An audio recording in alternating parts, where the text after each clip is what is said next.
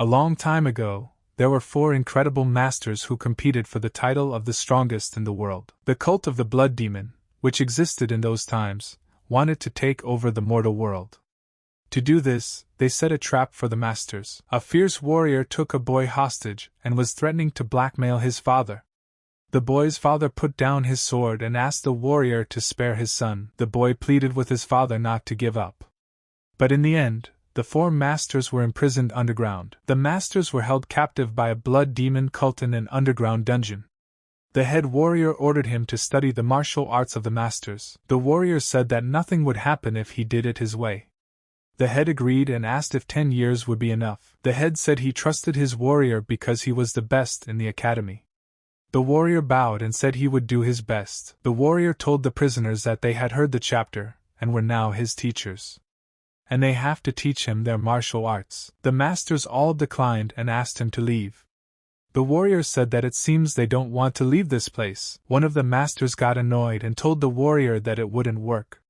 Warrior, do you really think they'll fall for his tricks just like that? The warrior said that the masters don't think a demonic strategist would leave them alive, especially since they've studied all their martial arts. The warrior explained that he'd taken on this challenge because his body couldn't use the breath circulation technique. Even so, the masters wouldn't be left alive anyway. The warrior said that he made them an offer, so let them decide. After a bit of thinking, the masters all agreed. 10 years later, as the warrior had originally predicted, his head was going to get rid of them all. The head suggested that the warrior speak with him. The warrior had never trusted him. Isn't that why a bunch of useless people who should have been fired a long time ago are now following him around? The head said he was well aware of his physical condition. Even though he'd studied their martial arts, it was still just a temporary measure. The head told him to stop bluffing because it would get him killed. He'll make use of the remaining skills after the warrior's demise. The warrior told him to go ahead and use it if he had the time. Sometimes you have to go all out to feel more confident. This just goes to show that the demonic cult strategist isn't that strong. It goes without saying that those who are prepared for anything are the first to experience a disconnect in their chi. The strategist inquired as to what he was referring to. The strategist thinks he's only learned 4 martial arts, but in fact he's mastered 5. The warrior demonstrated his 5th martial art. The strategist was surprised and said that it was impossible, but he had a feeling that this was different. This is a divine art that could only be used by the founders. The warrior laughed and said that he wasn't joking, even though it wasn't even finished yet. But until the blood demon emerges from its seclusion, it's invincible. And it was time to get the ball rolling on the war. The master said he wouldn't allow anyone to escape. But the warrior told them to stop the enemy from advancing. The master drew his huge sword and said that today the divine blood cult would be wiped out. The lovely girl master said she'd make up for all the shame she'd suffered and used her magic attack. The elders saw the outcome of the battle and said it wasn't enough. If you want to stay alive, you've got to keep moving. The strategist was confused about where his warrior had gone, but the guy had crept up behind him and asked if he was looking for him. Was his greeting too harsh? The warriors saw the light and realized that their affairs were bad. After all, the blood demon had come in person, but on that beautiful and exciting day, they all died in that underground prison bleeding to death. But not far away was a house where a boy ran out and told the teacher that he was in the clouds again. The boy said that all the kids are asking when the teacher is going to be back. They're off to the academy. The teacher was so tired that he pushed the boy and told him to do his own studying. The boy was annoyed because they had to play ball again. He said that if the teacher didn't stop, he'd speak to the head teacher. The boy was really enthusiastic about martial arts and managed to get the trainer up and starting the lesson right away. He grabbed the teacher's hand and told him to run with him to the academy. After all, every hour was precious. About a month ago, he woke up in the body of a martial artist in a remote village. His name was Beck Surin. Beck was born with a rare defect. It was said that he had been in life-or-death situations many times since birth as a result of this. His mother was in poor health and passed away a couple of years after the child was born. His father, Beck Surin, tried to save his son and approached many healers to find a cure for the boy, but unfortunately, nothing worked. He ended up setting up an academy in a rural location with clean air and water, so that his son would have the best chance of recovery. And his son practiced martial arts every day, even though he wasn't fully skilled. I've heard that he was also looking for a cure for his illness.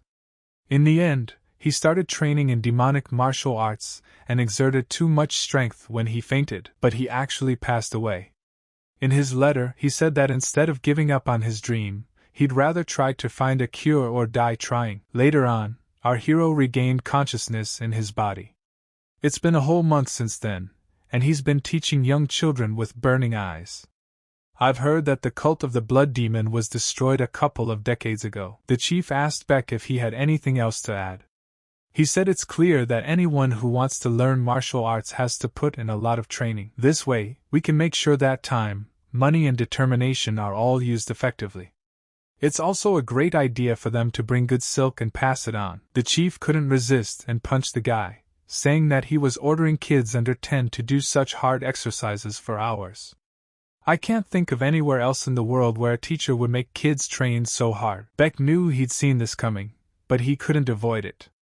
This was something he did every day in the blood demon cult. But children are so weak. Beck told the head of the academy, Beck Surin, that to learn martial arts, you have to be prepared to put in the work and sacrifice a lot. The head called him a rascal because he doesn't know what this place is about. But then a boy ran into the academy and started shouting at the teacher. The teacher asked the boy what had happened. Jan asked the teacher to help his brother. When they saw Jan's brother, they were taken aback. The boy's father carried his child on his back and asked Mr. Beck to help. The head took the child and put him on the ground, asking what had happened. The doctor examined the boy and said it was a martial arts injury. He had broken bones but no internal injuries that would be fatal. The head said he'd give him first aid and let him sleep here for the night. Get his father to send him to the doctor tomorrow for a full checkup. The father bowed and thanked the head of the academy. Jen asked the teacher, if his brother is going to be okay, why is he so upset? The head gave the boy a hug and told him not to worry, that his brother would be fine once he got some rest. He was curious about who had done it. Looking at Beck, he said as he tried to finish his inspection, but he was giving off an overpowering vibe. The head had thought about it before. This was clearly not your average person. The father said that the boy told him he hurt himself playing with his friends. The head said that he was sorry to have to say it, but Jiang Il is one of the strongest among his peers, and it wasn't the teachings that hurt Jiang Il. The boy couldn't take it anymore and said that it was all the fault of the people from Gan Academy. They were the first to attack his brother. They said that Beck Academy's teachings were too weak and ineffective. When Beck heard about Gan Academy, he was pretty surprised. The head inquired, isn't this the same Gan Academy that was located in the neighboring village a few months ago? The head said he'd heard that Gan Academy is owned by the Namgun clan. Beck wondered if the Namgun clan was involved. If so, why would they choose to build an academy in such a remote location? The head said that a few Gan Academy students attacked Jiang Il. The boy said there was only one. The boy said it was a sneaky move. Yang was familiar with all their techniques. Beck suddenly realized that this guy had studied here before. Beck examined Jiang Il's injuries and realized that the man had used a lethal technique against the boy. He thought it was pretty cruel. The boy informed the teacher that they should head over to Gan Academy to give Yang Sam a piece of their mind. The teacher said he'd deal with it himself. The head said he should go and meet with the head of Gan Academy. Father said this is what happens when children fight. He's happy to report that his son is fine. The head told his father not to worry, they'd just have a word with him. Beck saw that this wasn't going to end well. The head told them to head home. It was getting late, and he'd send Jiang Il over tomorrow. The father bowed and thanked the head for his principles. The next day, the head of the academy came by and said he was from the Beck family. But then the door opened and a man came out. The man inquired as to the cause of the commotion that had occurred earlier that morning. The head said they were here to meet the head of Gan Academy. Beck wondered if this guy, who looked like some kind of bandit, was a relative of the Namgun clan. Beck thought it was a bit strange. Given his walk, he looked like a second-rate martial artist. Head Beck said that last night, a student from his academy was seriously injured in a fight with a student from their academy. Head Namgun said, why so much attention because of some childish fight? After all, boys grow up through fights and pain. Or is Head Beck going to raise his subordinate like a girl? Head Beck said that he doesn't teach his underlings to harm others. However, I'm not so sure about his young Sam. Chapter Beck asked him if he knew he almost killed his friend last night. Young said it was a fair fight. Chapter Beck asked Young if he was sure. Chapter Namgun got angry and told the chapter what he was doing to his student. Head Beck, does he think the fight was unfair? Maybe he should have taught his students to be stronger. How dare he come to someone else's academy and make a big deal out of some kid getting beaten up? Beck got angry and told him to listen. But the Namgung head said that it seems that the one who trained this guy wasn't that good at martial arts himself. No wonder his student lost in the end. Beck looked around and said it was all a setup. Namgung was counting on it, so he ordered Yang to attack Jang Il. If father backs down, Beck said, then rumors will spread that he's a coward, and students will start leaving their academy. Beck said they're rooting for the head of Gan Academy. Even if he challenges him to a fight, it'll look like he's trying to avenge the kid's fight. Whatever choice he makes, it won't do any good. But suddenly, an old man came into the conversation and said that he was the head of Namgung OK. He was the fourth cousin of Heavenly Sword King Namgung Evenhack, the best master of the Kamla school. It means he's related to the great Namgung clan. OK said it's nothing special. He's just trying not to dishonor the clan's name. Beck thought about it and said that he was certain that this fool had nothing to do with the Namgung clan. Beck should have expected. The problem is that the followers of the academy believe these lies, and he should intervene in this. Beck Surin laughed and said that it was unbelievable. So the martial arts he was teaching the students here were the same as those of the Namgung clan? Naturally, they don't teach the main techniques directly, but if we generalize, then yes, they follow the teachings of the clan. Surin said that he must be an amazing master. After all, he had brought young Sam's skills to such a level in such a short period of time. OK laughed and said that Surin has a good eye. He can train him if the warrior wants. Surin said that it was as expected from the Namgung clan. To think that such an academy would be in their village. After all, he had no idea that the Namgung clan's martial arts would exude so much lust for killing. Because of this dense death aura, he thought that Namgung Academy was an evil sect of martial artists. Suddenly all the people around him were surprised by these words. Surin knew that this would happen, because the atmosphere changed immediately. Surin told the head that the dirtier the technique, the easier it is to learn. OK got angry and told the guy to watch his tongue. Surin asked him what happened to his face. It was like he wanted to take up shoveling again. Head Beck said that they are teaching the arts to the evil sect. On what basis does he say that? Surin said that everything will be done now. We just have to wait a little longer. Surin said since they have doubts, maybe they need to be sure? He asked people how they all look at it. Since the incredible Namgung OK of the Namgung clan opened the doors of their academy here, they should contact the Namgung clan and ask them to send congratulations on the opening. Besides, it would be great if they could prove that Yang himself had not studied the martial arts of the evil sect. OK told the guy to shut his fucking mouth. He probably wanted to die on this fine day. The elder intervened and told Surin to listen. Was he ready to take responsibility for what he had just said? Surin asked the elder what he meant by responsibility. The elder said that they don't teach evil martial arts under the name of the Namgung family. If Surin claims something so reckless without any proof, he must realize what the future holds for him. The elder asked, does he realize how dangerous what he is trying to do now? The evil martial arts sect, the Namgung clan, will not let his name be blackened because of a rumor. Academy head Beck, it seems like both sides have given in to their emotions too much today. Since they dared to recklessly inflict such damage with their words, how about we keep silent about today's incident, and judge everything in a different setting? Surin knew that he had trained in an evil martial arts sect for 10 years. Who is the old man trying to fool? Surin said, how dare a master of an evil martial arts sect use such dirty tricks?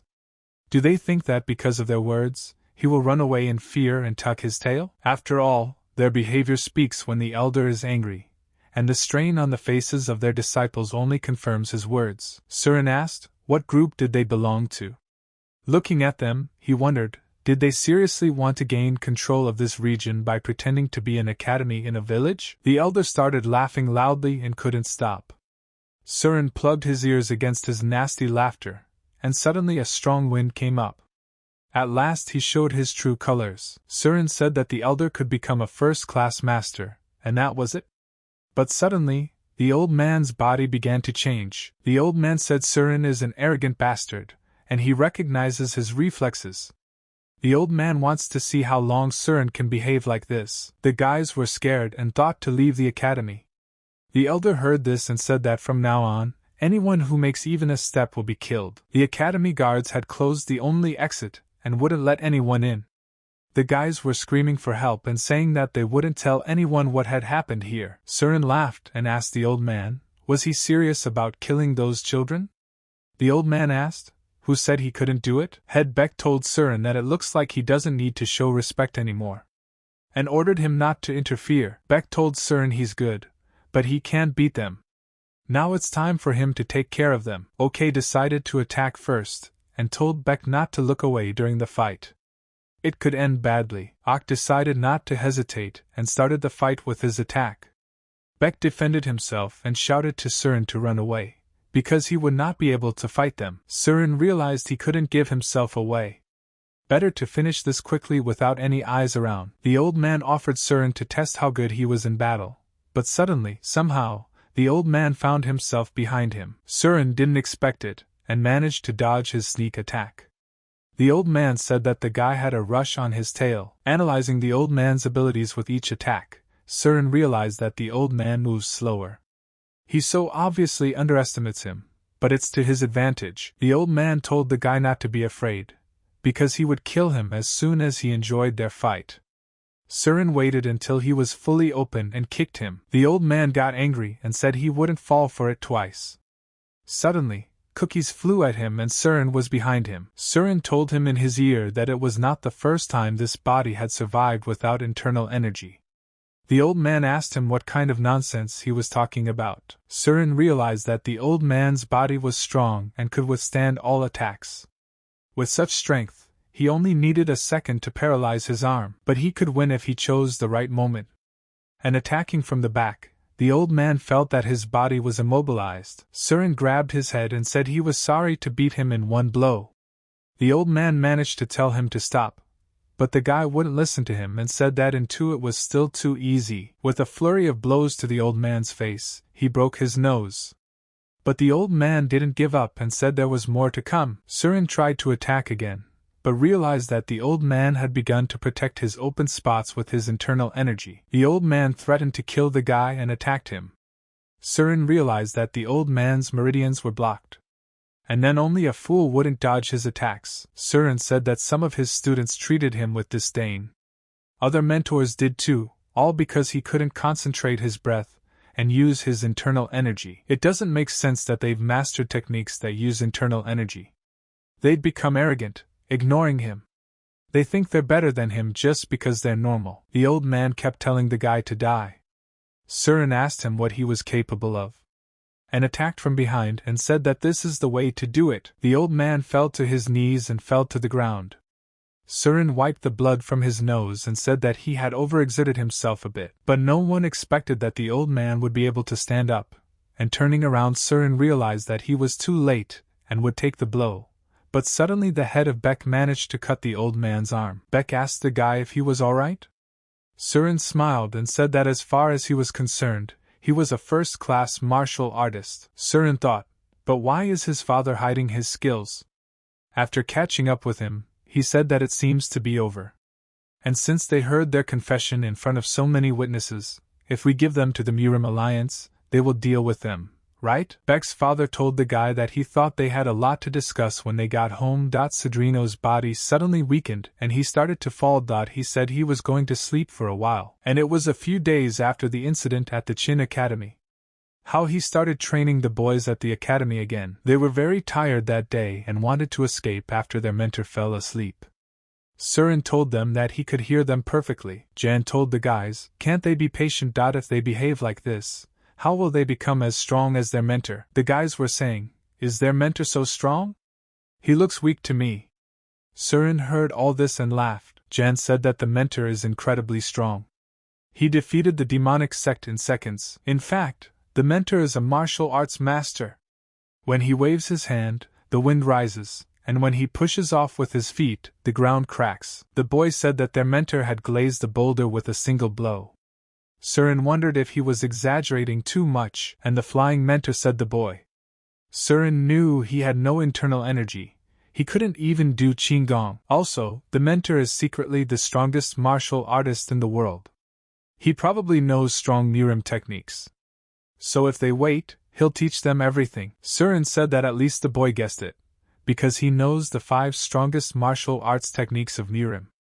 Of course, he has no plans to teach the boys. He himself must learn to use them well. Later, if he has the chance, he will find successors and teach them what they want. But it would be nice to find suitable candidates. But if he can't find any, then so be it. He asked the guys, why is it so noisy during practice? Surin doesn't beat them or make them starve for misbehavior. And he won't be kicked out, and his title of mentor will not be taken away for his mistakes. After all, this is a village where the air and water are clean, and where there is no smell of blood. To think they can learn martial arts so easily. He's even a little jealous. Father Beck came in and said that today's lesson would have to end. Surin asked him what was wrong. The head said that a man from the Mirim Alliance had arrived. The man greeted the guys and said that Ko Kul is a member of the Mirima Alliance. Father bowed and said that he was Pai Yinghek, and had heard very well about the alliance. The man said that the rumors were exaggerated. Father Beck said he's the head of Beck Academy. Unfortunately, he's not skilled enough in martial arts to have a title. Surin said he's his son. He doesn't know anything about martial arts, so he doesn't have a title either. Husband told them not to be so modest. Didn't they take down and defeat the demonic sect in battle? Beck's father said he didn't even know how to respond to such a compliment. They just got lucky in this fight. The guy asked if they'd ever met before. Beck said he had a bad memory, but he didn't think so. The man asked them to get some water, because it was a long way here. Beck said that he made them stand on the doorstep. It would be better to go inside. Although their academy is modest, they have tea. The man said he would gladly accept their invitation. He told his guys to go to the basement and take care of the criminals for a while. Sitting down at the table, the man said that they have good tea. But it's not really a secret that can be told to anyone. But these intruders might be part of the Blood Demon sect. Surin even choked up when he heard those words and thought, why did the man mention the Blood Demon sect? Beck said, didn't it disappear decades ago? The man said Beck was right. Decades ago, the Blood Demon sect split due to internal strife. The alliance leader seized the moment and destroyed the sect. Surin realized that he also knew about the collapse of the Blood Demon sect. But from this conversation, he would be able to understand what happened after his death. If this is about internal strife, then it all started after his death and the deaths of the 4 great masters. The man said that they've recently discovered activity among those believed to be descendants of a blood demon sect. Beck said, does this mean the sect could be revived? The man said it's not necessary, it's only a possibility. Surin felt something as the man looked at him accurately. The man asked the 2 of them if they had heard anything other than what the criminals told them. Beck said he wasn't sure, he hadn't spoken to them since they left them in the basement. Surin said he hadn't heard anything either. The man said that somehow, the Mirim Alliance has been keeping an eye on the activities of demonic sects lately. If the guys find something to report, he would appreciate it if they would send a letter. The man said that for this case they should be rewarded by the Alliance. Beck laughed and said that there is no need for rewards. They did not do it out of self-interest. Surin realized that judging from the man's gaze as he watched their reaction, even though he seems relaxed, he was ready. Surin saw that the man's hands were positioned so that he could draw his sword at any time, and his legs were tensed in readiness for qigong. Surin thought, why does this man suspect them? Because an unknown village academy has caught the masters of a demonic sect? Or is it because they realized they were teaching demonic techniques to children? But it seems to be because of his old man. He's acting very suspicious. That's why he's sure they're hiding something. Is it possible that he's wary because they might be descendants of the Blood Demon sect? The man said that when he heard Mr. Beck's voice, it sounded familiar. Beck said he had a normal voice. Surin wondered if this aura of intimidation was so strong that it was hard to breathe. He hadn't felt so anxious in a long time. The guy said he'd seen that face before. But then he remembered. And Beck said he'd been caught. The man came up to him and said he knew they knew each other. Beck said they haven't seen each other in a long time. Hong Nim. The man asked how long it's been since they last met, old friend? Beck said it's been about 30 years. He didn't think his friend would show up here as the head of an alliance investigation team. The man said Beck recognized him right away, but why pretend? Beck said he left school in a hurry and hadn't contacted him in a long time. Acting like they were old friends seemed unseemly to him. Man, I mean, they're old friends. If Beck says that, he's gonna be upset. Beck apologized and told Surin to get them a drink. Beck said they should get reacquainted. This man was like a brother to him during their studies. The man said Surin was tall and handsome, and there was no doubt that he was his son. Bayak said he was almost 50, that's an old nickname. The man said that if anyone at their school didn't know the handsome boy, he was a spy. The guy thought it was good that there was no fight anyway, but his name is Beck Surin. The man told him to sit back and he'd pour him some wine. And so at Beck Academy, the story of their school life, which took place more than 30 years ago, began. Surin was thinking of the 5 great academies. In his time there was only the Celestial Academy. Many things have changed, of course. The man hugged Surin and said, does he know how many ladies his father broke the hearts of during their school days? The man said, still as handsome as ever. Imagine how handsome you have to be called handsome. Surin told his father that's why he said he didn't have a title, because he was embarrassed? Actually, it's a really embarrassing nickname, especially when he's almost 50, Surin thought. Beck said it's just a nickname his friends made up when he was young. It's not a title. Came a man's men and told the boss that they were done with transporting demonic sect members. The man said he still has some things to find out. He'll be back tomorrow, so let the people tell the alliance. The man said that now that they're out of the way, they should get back to business. To Hong Nim's health. Hong Nim said that, however, there's no sign of Jagbin. Did something happen? Beck said it's been a long time since she died. Hong Nim said, so that's what happened. She really was in poor health. Beck lowered his head and said yes. Hong said that on second thought, Beck had completely confused him. He looked so familiar, but he couldn't figure it out. So he thought he saw Beck while transporting the criminals. Beck said he was almost tied up too. Hong said he was almost killed by his sword. And then we had another round of drinks. Hong said, how is the academy making money anyway? It doesn't seem to be doing well. Beck said it's enough to live and support a family of 2. Hong said that BJK doesn't hold on to his pride. Didn't he think that their meeting was fate? With such skills, BJK could be a mentor in the Heavenly Dragon Academy. Hong said this place is good too. It's not like when they were young. Beck. Even as a real martial artist, if he doesn't have money, he'll have to starve. Besides, Beck, teachers aren't paid much these days. Didn't he hear how much the top teacher of each of the 5 great academies gets? Beck said how could he compare to these teachers? Surin realized that his father could, because he had all his skills. Hong said that Beck is very stubborn. He decided to shut down the pretty boy's talent. Besides, with his face, the students will come to him. The guy could not miss such a chance and intervened in the conversation and said that he apologized for interrupting. But what is the best mentor? The next morning, Hen was screaming with a headache. Surin told him to drink water with honey. He was the one who collected the honey. It's a great hangover cure. The father asked, where is his water with honey? Surin said that his uncle had the last jar and ran out of honey. The father was upset and told his son he couldn't split it in half. Surin said that then the effect would not be the same. It is better to give the guest a full jar. Father is not jealous that his brother, with whom he has not seen for 30 years, got all the honey. Hong laughed and told Beck that he had raised his son well. Soren knew that Ko Kul was an amazing person. He and his father met after 30 years of separation, but judging by how happy he is, it is noticeable how much warmth of feeling for his father. Hong bowed and said he had to go. He asked Surin if he had thought about what he had said yesterday. The guy said he was still thinking. Hong said there's still 3 months, so you don't have to decide right away. If he does decide, let him find him. He'll write him a letter of recommendation. When Hong left, he said that next time he'd bring good wine. And they'd get really drunk. Surin told his father that he would go to prepare for the morning class. His father asked him if he was really going to go to the Heavenly Dragon Academy. Surin said that even if he agreed, his father would forbid him. Beck said that even if he tried, he didn't think his son would listen to him. Beck told Surin that he hasn't really given up. But Murim isn't what he thinks he is, he's much tougher. Surin said he knows. Father got angry and said he doesn't know anything. He thinks he became a great master just because he was lucky enough to beat a man from a demonic sect.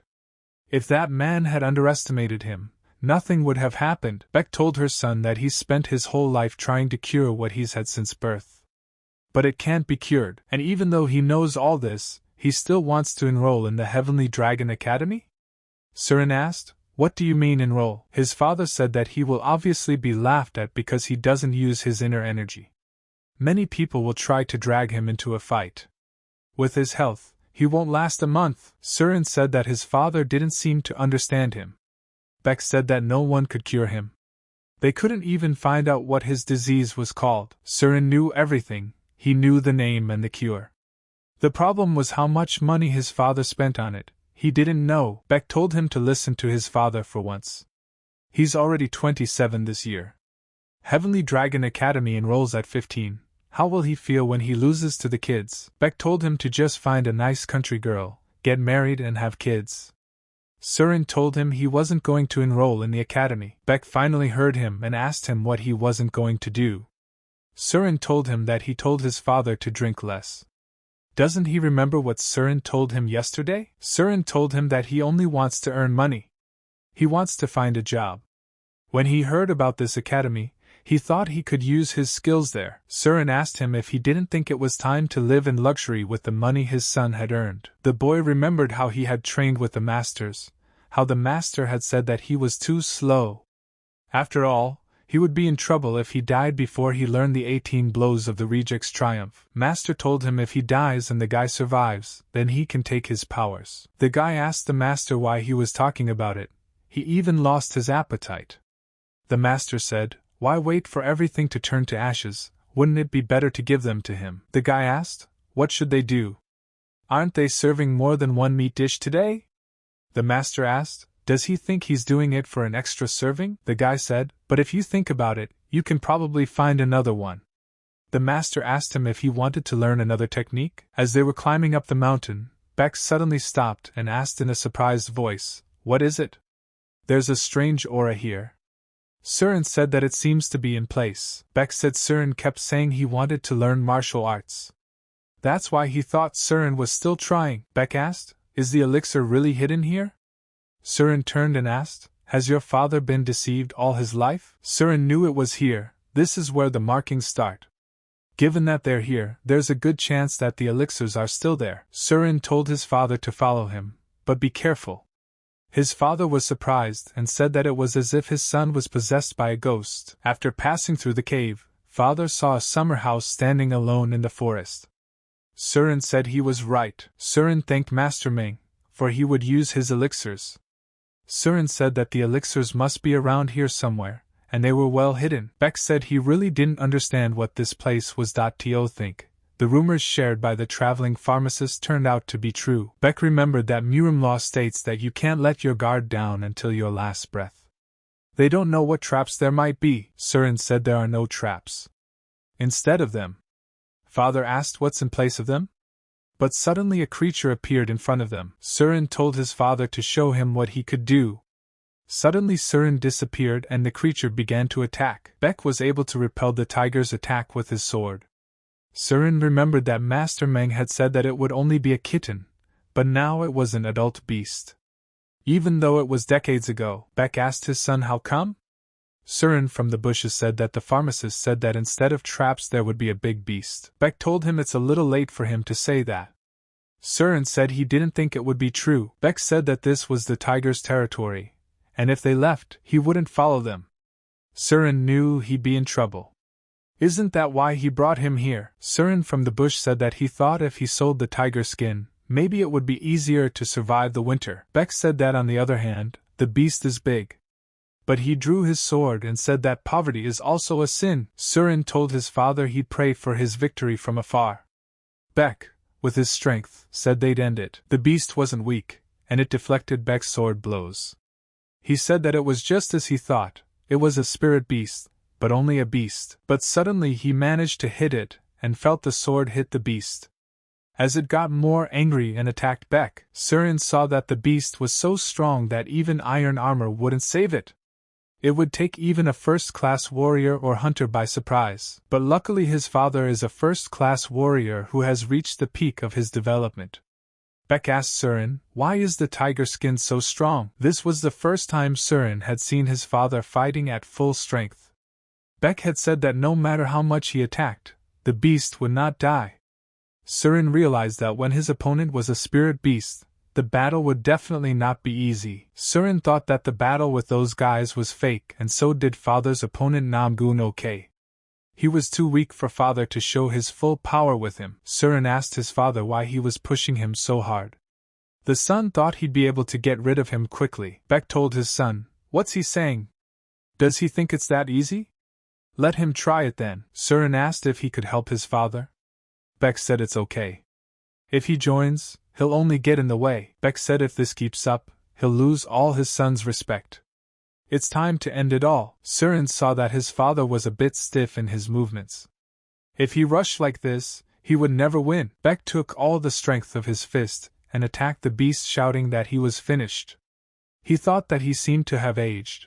Fighting at this level was tiring him out. Surin started shouting to his father that the beast was attacking from behind.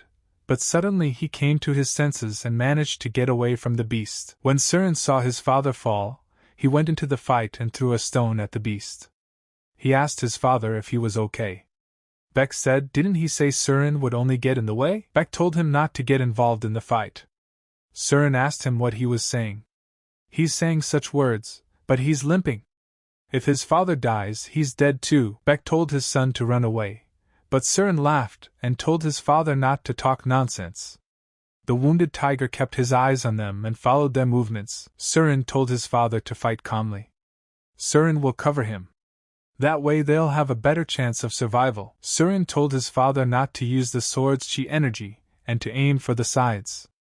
Beck was already halfway through the akadi and told Surin that he was talking too much. Beck managed to take the full force of chi and strike only one blow at the beast. Just as suddenly, the blow produced a huge explosion, and the beast was defeated. Surin was looking for a cure when he suddenly shouted what he had found.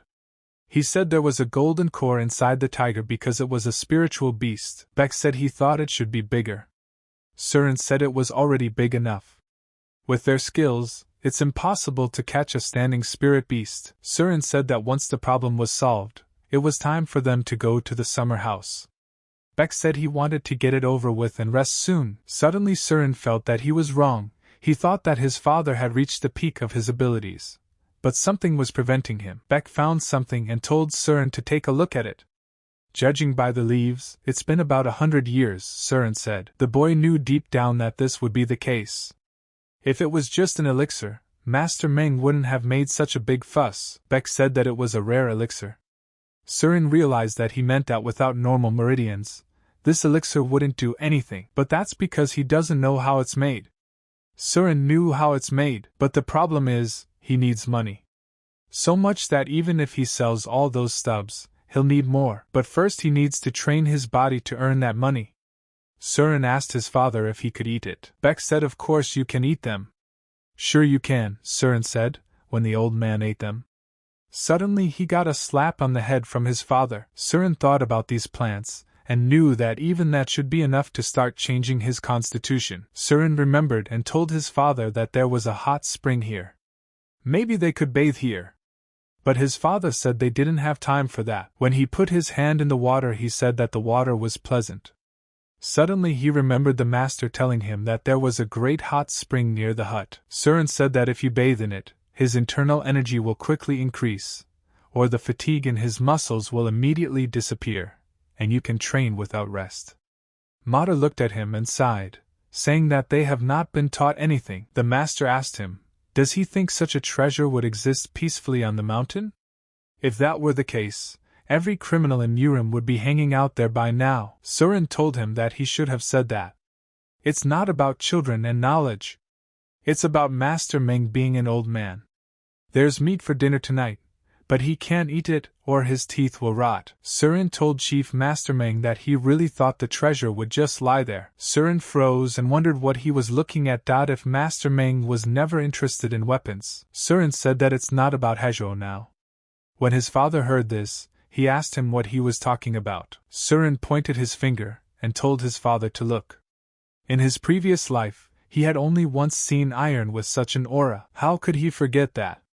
That iron pierced his heart, and he's sure of it. Blood demon swords are made of it. Surin said that the legendary iron and shooting star. It is a rare type of iron or that can only be found in meteorites. It can only be obtained by those who have been blessed by the heavens. All wizards use shooting star swords, and depending on the skill of the swordsman, such weapons can become legendary, capable of defeating even the heavens. If the blood demon sect didn't have such a sword. But if he had such a sword. But all of this is just meaningless speculation. What's important is that now he has the shooting star in his hands. It's unexpected. His father asked him what he found there that he went into the water with his clothes on. Surin realized he should just tell the truth. His father already suspected he was lying. The guy told him it was a shooting star. My father didn't believe it, and asked what kind of nonsense he was talking about. Surin said, "Does he look like he's joking now?" Beck said it'll be dark soon, and they need to get down the mountain first. A treasure he can't take responsibility for will only bring discord. If it's really meteoric iron, they can't take that responsibility. If they find out about it, there will be bloodshed for possessing it. Even they won't be safe even though they just found it. Surin said we should just take it, and not sell it, and keep it. My father said he wants a war. Why should they put themselves in danger? Surin said that even if you leave it behind, someone will still find it. It's a mountain near their village. Martial artists will come to them because of the rumors. Even the demonic sects will come. Even those who are ready to draw their swords at any chance. Can father stop them all? Surin said that if they just hide it quietly at home, no one will know. Everyone will think that they just brought a beautiful stone with them. Beck objected for a long time, but finally agreed. Beck said he speaks well. If he speaks without knowing Surin, he'll be hysterical on the floor. Beck said they would take it with them. As Surin said, you can just hide it. Surin realized that he was only straining for nothing. Surin took the beast and decided that he wanted to worship Master Meng and Hezhou, and the shooting star. Walking home, he wondered what he would do with a shooting star. Maybe make himself a weapon, just in case. He can make a few swords like a blood demon if you add another ore. Or a small weapon just from a shooting star. Surin told his father not to drink the elixir until he was gone. His father said his son thinks he's a fool.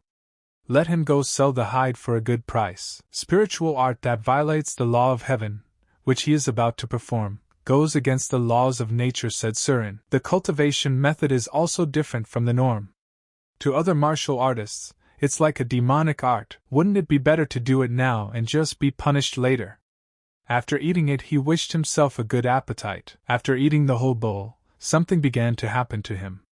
He did not realize what was happening because his chest was so torn with pain. Suddenly he clutched his heart, and insisted to himself that this is only the first step to victory. He can't give up so easily. He had been through this before in the past. He knew that the blood flow in his 8 auxiliary meridians was blocked by a large amount of contaminated qi. All this contaminated qi accumulated during his normal life is enough to finish him off before he turns 30. He wants to see who wins. He realized that if he lost consciousness now, he would be finished once and for all. After going through the agony, he felt that he had managed to form a dantian. The power in his hands felt different from before, and this was only the beginning. Thanks to this plant, he has reached the first phase of spiritual art that defies the laws of heaven. If he wanted to move on, he would need more elixirs and constant cultivation. At least he had extended his life for another 3 years. Even so, he can't start practicing this spiritual art yet. His body must become stronger before he can withstand the incredible power of these techniques. So his first step in solving this problem is to turn this weak body into an indestructible one. There is no better martial art in the world to strengthen his body. After making a few trial attacks of his strength, he felt a great change. He could only train for as long as his body could take it. But for now, he was limited. He decided to keep practicing until his father returned. When he could master the first half of the 18 strikes of the reject's triumph, he would also gain a sixth sense. But if he keeps practicing, one day he will be able to master the other half. Then he will surpass the king of the Green Forest himself in martial arts. But would he be satisfied with just that? Surin thought. He still remembered the martial arts of the cavalryman Hong Wanghu, the cold moon goddess Un Yeren, the swordsman Mo Yonghong, the spiritual art of defying the laws of heaven. How strong he'll be if they master all of this. He'll definitely be the strongest in the world. Toward evening, Beck told his son he was back. And did he know how much he'd gotten from the sale of the tiger skin? He'd fall over if he heard. But suddenly he noticed his son sitting on the ground outside the house. Beck asked him what had happened to him, and how long had he been like this. Surin smiled and said that this elixir was stronger than he thought. Beck asked him, he didn't drink it, did he? But from Sereno's laughter, his father realized that he had been drinking and said that he had told him to wait until he got back, because it was dangerous to do it alone. Beck took the stick and said he warned him. Surin told him to wait, because we need to discuss this without violence. Beck took a stick and started chasing him. Surin told him to calm down and listen to him, but his father wouldn't listen to him. After that, Surin said that even though he had gotten it in the nuts, after that life went on as usual. Every morning and every evening, he meditated and concentrated the polluted qi in the dantian. He has strengthened his body and become more agile with 18 strokes of triumph of rejection, and finally the day he had been waiting for came. He received a letter from their guest, Kokul, with the answer to his question. When he opened the letter, he was surprised to read that the Heavenly Dragon Academy had announced the recruitment of new mentors. The next day, many people gathered at the academy, saying that if Surin loses this battle, he will not be allowed to go back to the city. Surin heard the boy's words and said, "Is this how he's going to test him?" He told his neighboring villages. Surin said that so many people wouldn't even come to the village's old age son's exam. Beck said, "Son, if he wants to be laughed at, let him say he won't go." Surin said he can't. BJK told his son that this was his last warning. But Surin stood his ground and said that he had already made up his mind. Beck said he warned him a month ago that there'd be kids out there stronger than him. Does he really think he can teach them anything? Surin said yes, because he's not the same person he was a month ago. Beck put his hand on his head and said they'll never get along like this. Surin said he'll prove his words. Beck said they'll see what he's learned. He won't use his internal energy to keep the fight fair. Surin felt that the first movement always felt as if someone had put a sword to his throat. Like an uncontrollable hurricane, Beck noticed his son's technique called sword controlling vortex. Judging from this stance, Surin has really been practicing. With swords clashing, Surin told his father that he would have to use chi for sure. Surin told his father to wait a while, because his sword technique always seems to be missing something. He'll leave so Beck can deal with it. Beck said that Surin was a jerk and shouldn't say that to his father and attacked him. Surin realized that he had provoked him for nothing. After taking a few of his father's attacks, he saw that he was fast. But his father's shoulder was bothering him. Surin managed to barely block his father's attack. His techniques were almost impossible to predict. With such a fast speed, if he keeps this up, he'll lose this fight. He needs to distance himself and think first. Beck told his son to tell him he's not going anywhere. If they keep fighting, he'll get hurt. Beck did not feel sorry for his son and dealt a crushing blow when he saw that his son did not come to his senses. Surin took the attack on his sword and realized that it's not easy to withstand such a blow. He feels like his sword is going to break. He believed in himself. If he could hold out, he would soon be able to understand the technique his father was using, especially if it's the same technique he's been trying to master for the past month. But suddenly he saw some flaw in his technique and launched an attack. Beck flew backwards and didn't understand how Surin blocked him. Surin said that this is his technique. Surin took the sword firmly in his hands and said it was his turn to attack first. Beck told him to try if he could, of course. With every attack, Surin realized that his father was putting a lot of power into his blows. The sword technique, controlling the vortex, relies on unpredictability and the myth of the phantom sword, and it's not a technique that requires a lot of strength to strike.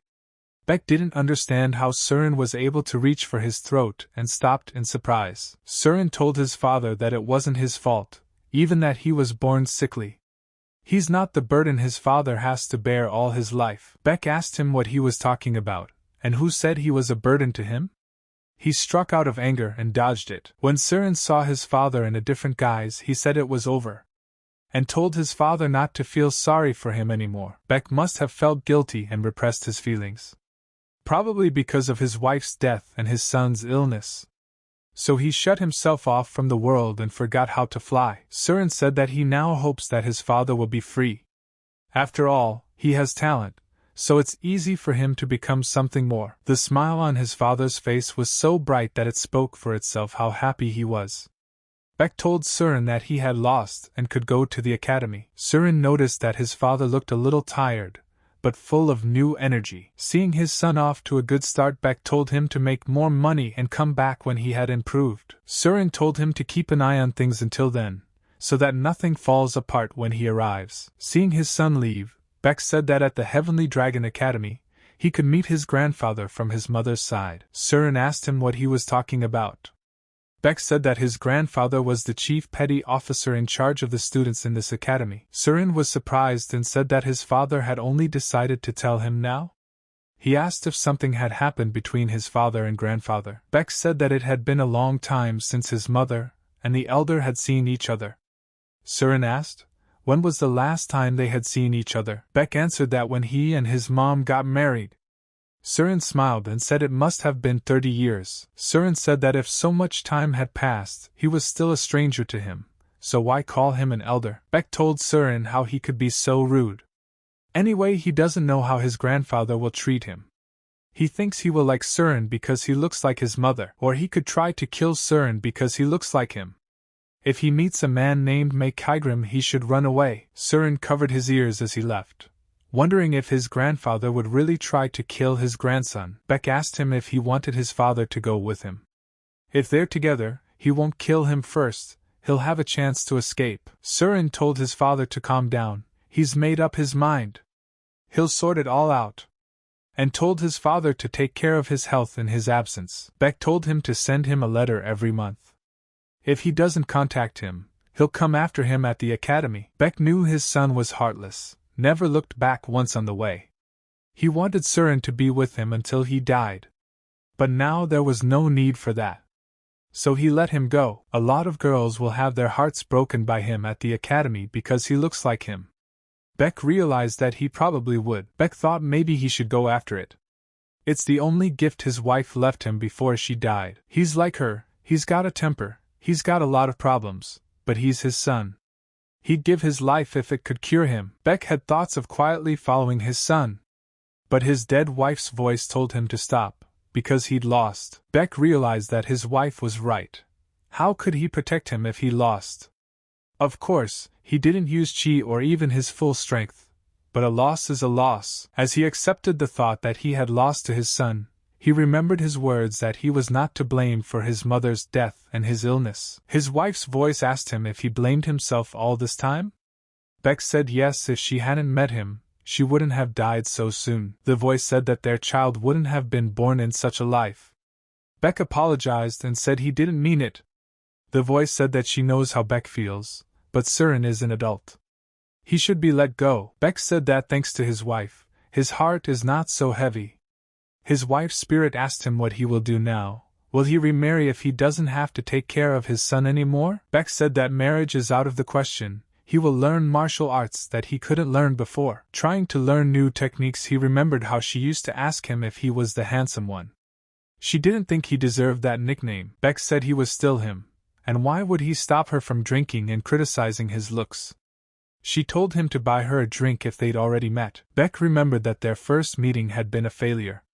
She had looked so weak then, as if she would break from the lightest blow. She looked at him with defiance, and asked him to buy her a drink. But somehow, he fell in love with this weak woman. Beck asked her to marry him, promising that he would change, and she would be the only woman for him. The girl said he wouldn't live long because of his poor health. She asked him if he still liked her. The girl said she didn't care. He'll just get married a second time when she's dead. Beck told her not to say that, and he wouldn't do that. Beck remembered how he had asked her father for permission, and how he had reacted by sending him away. Beck told her he'd make her the happiest woman in the world, and no one would stop them. Beck promised her that he would find a way to cure her. Jagbin told him not to say anything stupid, let them travel, because she always wanted to do it with the man she loved. But Beck didn't stop there with the memories and recalled moments from the birth of the baby. How he didn't realize the sex of the baby. After seeing Beck in this life, Jagbin told him that he looked much better than before. Beck thanked her for her help. The guy said he heard that among the 5 great academies, Chujak has the best mentors and equipment. Didn't he tell him when he went to Chujak Academy 20 years ago? The man said he knew the story. The man never tires of hearing this story, no matter how many times he tells it. Surin noticed this and said that the fat man was hardly a first-class warrior. The other 2 guys are average at best. Fatty was loud, "What can you do?" The Heavenly Dragon Academy has offered him, Kwok Toon, to be their mentor. The guys said that the fatty was doing well. He was sure that with him in the ranks, the Heavenly Dragon Academy would find new hope. Fatty said that after he becomes a mentor at the academy, he won't forget about them, so they don't have to worry. So tonight's drinks are on him. But suddenly a guy comes up to them and says they're all disgusting. Does the fat guy really think the academy would offer a screaming drunken pig like him a mentor position? The guy said that even if the Heavenly Dragon Academy lacked talent, it would be too much. Surin immediately felt this guy's aura and realized that he was a master. The fat man said that the guy was sick, but the guys told him to shut up. The guy said that there was no need to interrupt, let the guys talk. Surin realized that he was seeing the master for the first time, after he was in this body. He must be about 20 years old. Surin said that if he is a master at this age, it means that he is either a genius or has a famous family behind him. Judging by his behavior, both options are correct. The fat guy said he was acting inappropriately because he was drunk.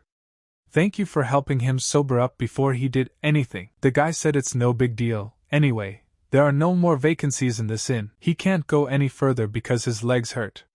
The fat man said that they were just about to leave and the guy could sit down. People saw it and thanked the guy for what he did. Because those guys were making so much noise, they even felt better. Surin was eating and was sad, because he had hoped to dispel the boredom of watching the fight. But it didn't work. The guy walked over to Surin's desk and said, "What do you think? They weren't even going to fight.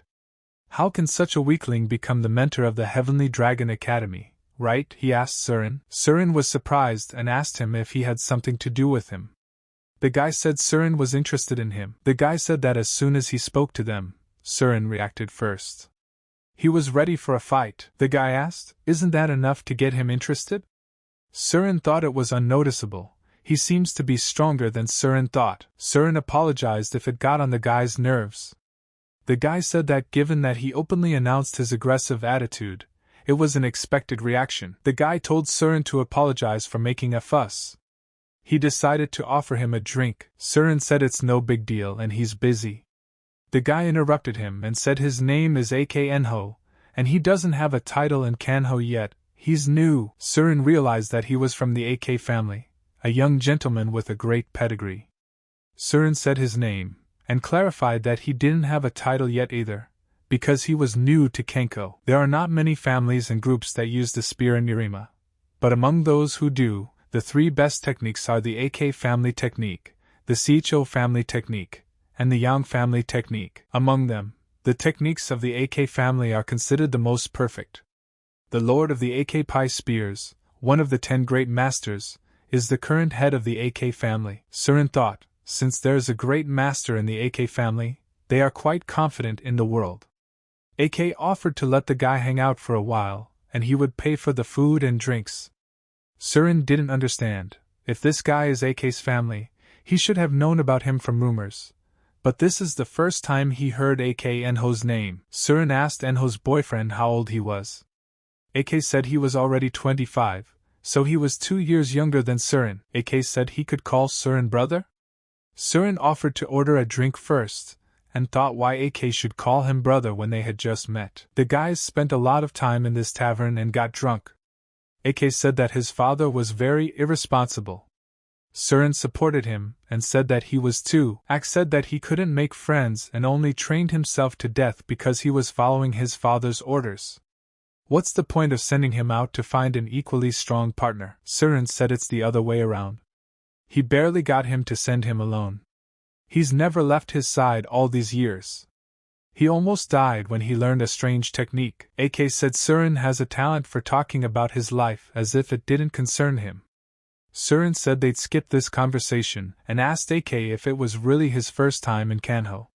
Ak said he was. Surin realized in his head that this was the most trivial reason to be in Kanho that he had ever heard. Ak told Surin that he was the only one here, and from the looks of him, he wasn't that strong. Surin was indignant when he heard these words, but Ak said that he was really a master, but in secret. Surin had to just nod at his questions. Surin realized that AK didn't sense the chi in him, which was probably why he had decided to do so. In order to heal his meridians and reach the level of changing the laws of the heavens, he would need to gather many more elixirs and techniques. AK asked Surin why he left home. Surin didn't hide anything and said that he wanted to take the exam at the Heavenly Dragon Academy. Surin's goal is to become a mentor and make a lot of money. AK smiled and was surprised, because he had the same goal. Surin asked him why he should take the exam if he's only looking for a partner. AK said it's not like that, you don't have to make up anything. AK expressed his wish that he wanted to go with Surin after all. The guy asked him why he wanted to go with Surin. AK said that he thought he was going to have many adventures. Surin told him to wait, and asked him what kind of adventures he was talking about. AK said that if Surin agrees, he will pay all the expenses. Surin told him to make sure that even after they both sober up, they will still stay together. The next day the drinking buddies hit the road. AK said that everything is different in the big city, as he thought. But they have to find a place to sleep first. Surin said he had to look somewhere first. Surin went to meet Kokul, whom they hadn't seen for a long time. KR said that Mahung had already warned him that Surin was coming, and he had already written a letter of recommendation. Surin thanked him for everything. Ko looked at the guy and said that from the look of him, he's on the mend, and this guy is his friend? Surin said yes, and they met on the road. The guy said his name was AK Yunho, and it was his first time in Kanho. Ko smiled and said he was from AK's family. Ko said they have a lot to talk about since they haven't seen each other in a while. But he has to go. He hasn't been himself lately. Surin was upset, and said that uncle was busy. Well, the main thing for him was to get Ko to write him a letter of recommendation. Ko told Surin that he would help him if he could solve a case. How about we check ourselves out? Surin asked what kind of case. Ko said that a Murim soldier killed a civilian recently. The technique used by that soldier might belong to the blood demon sect. Ko said that Surin once identified a technique of a demonic sect. Although they are not sure if it's that technique. The corpse is damaged so badly that they suspect the possibility of it. Surin said he should just confirm his suspicion. Ko said it would be great if he caught the culprit too. If Surin helps with this case, he will receive an honorary award from the Murim Alliance. And he can attach it to his letter of recommendation. Ko asked him what he thought about it, and if he was interested, he would contact the city authorities immediately. Surin said he would try to help his uncle. After arriving in one town, the guy said that the Murima Alliance has already contacted them. He is the commandant of Chungcheon, and he is leading this investigation. The guys also introduced themselves and Surin said that he has no title. He is a newcomer to Murim and smiled. Chun suggested they look at the corpse first. As the guys can see, the body's not in the best condition. Surin saw the look on AK's face that he felt bad after seeing the corpse. Why did he insist on coming here? Surin thought. Surin said that they assumed it was the result of a demonic sect technique. A technique that can do such a thing does exist, and he needs to meet the suspect. Cheon asked the guy if he was done. Surin said he had to meet the suspect. You can't make a decision only after examining a corpse. Cheon said they should go to the scarlet-colored room. It's a brothel owned by Elder Ho. They'll find the first suspect there. When the suspect came to the scarlet-colored room, she said she didn't do it. Yes, they had a fight that day, but it's a common thing. Surin asked the woman if she and the late Elder Ho had a close relationship. The woman said yes. Then why did they often quarrel? Surin asked. The woman stiffened but said that the elder had ordered her to step aside and hand over the running of the house to someone else. She told him she wasn't going to do it. The elder may have paid the expenses, but the brothel owes its success to her. Surin realized that this brothel was really big. It was worthy of being called one of Namchen's 10 landmarks.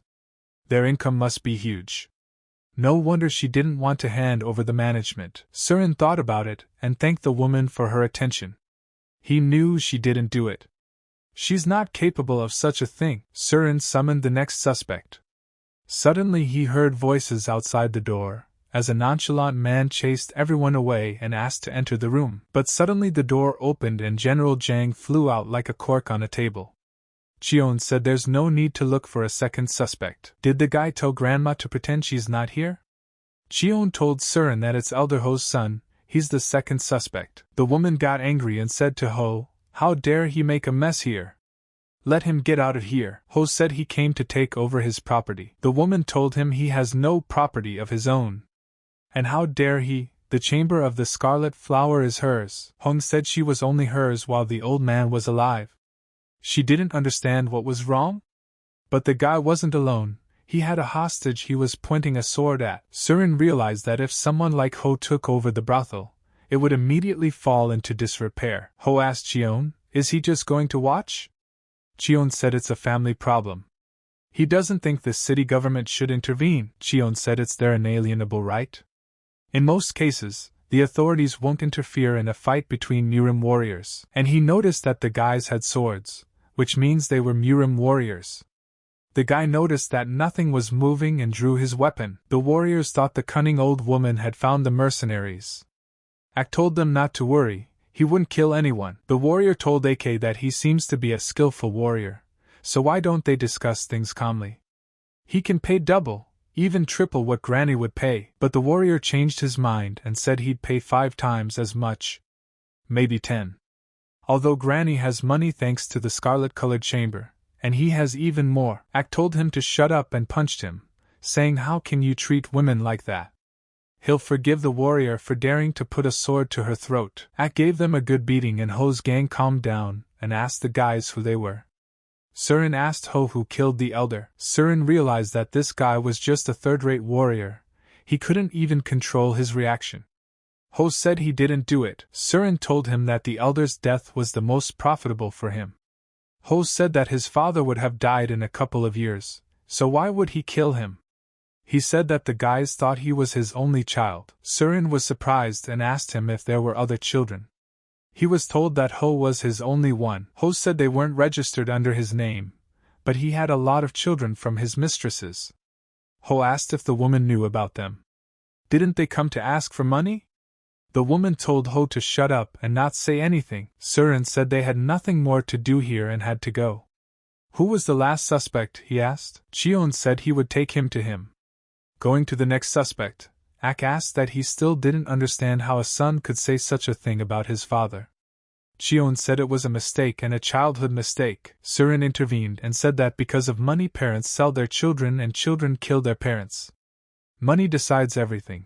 Because of it a long-standing friendship can turn into enmity. Lovers who have sworn to love each other forever may suddenly decide to destroy their partner.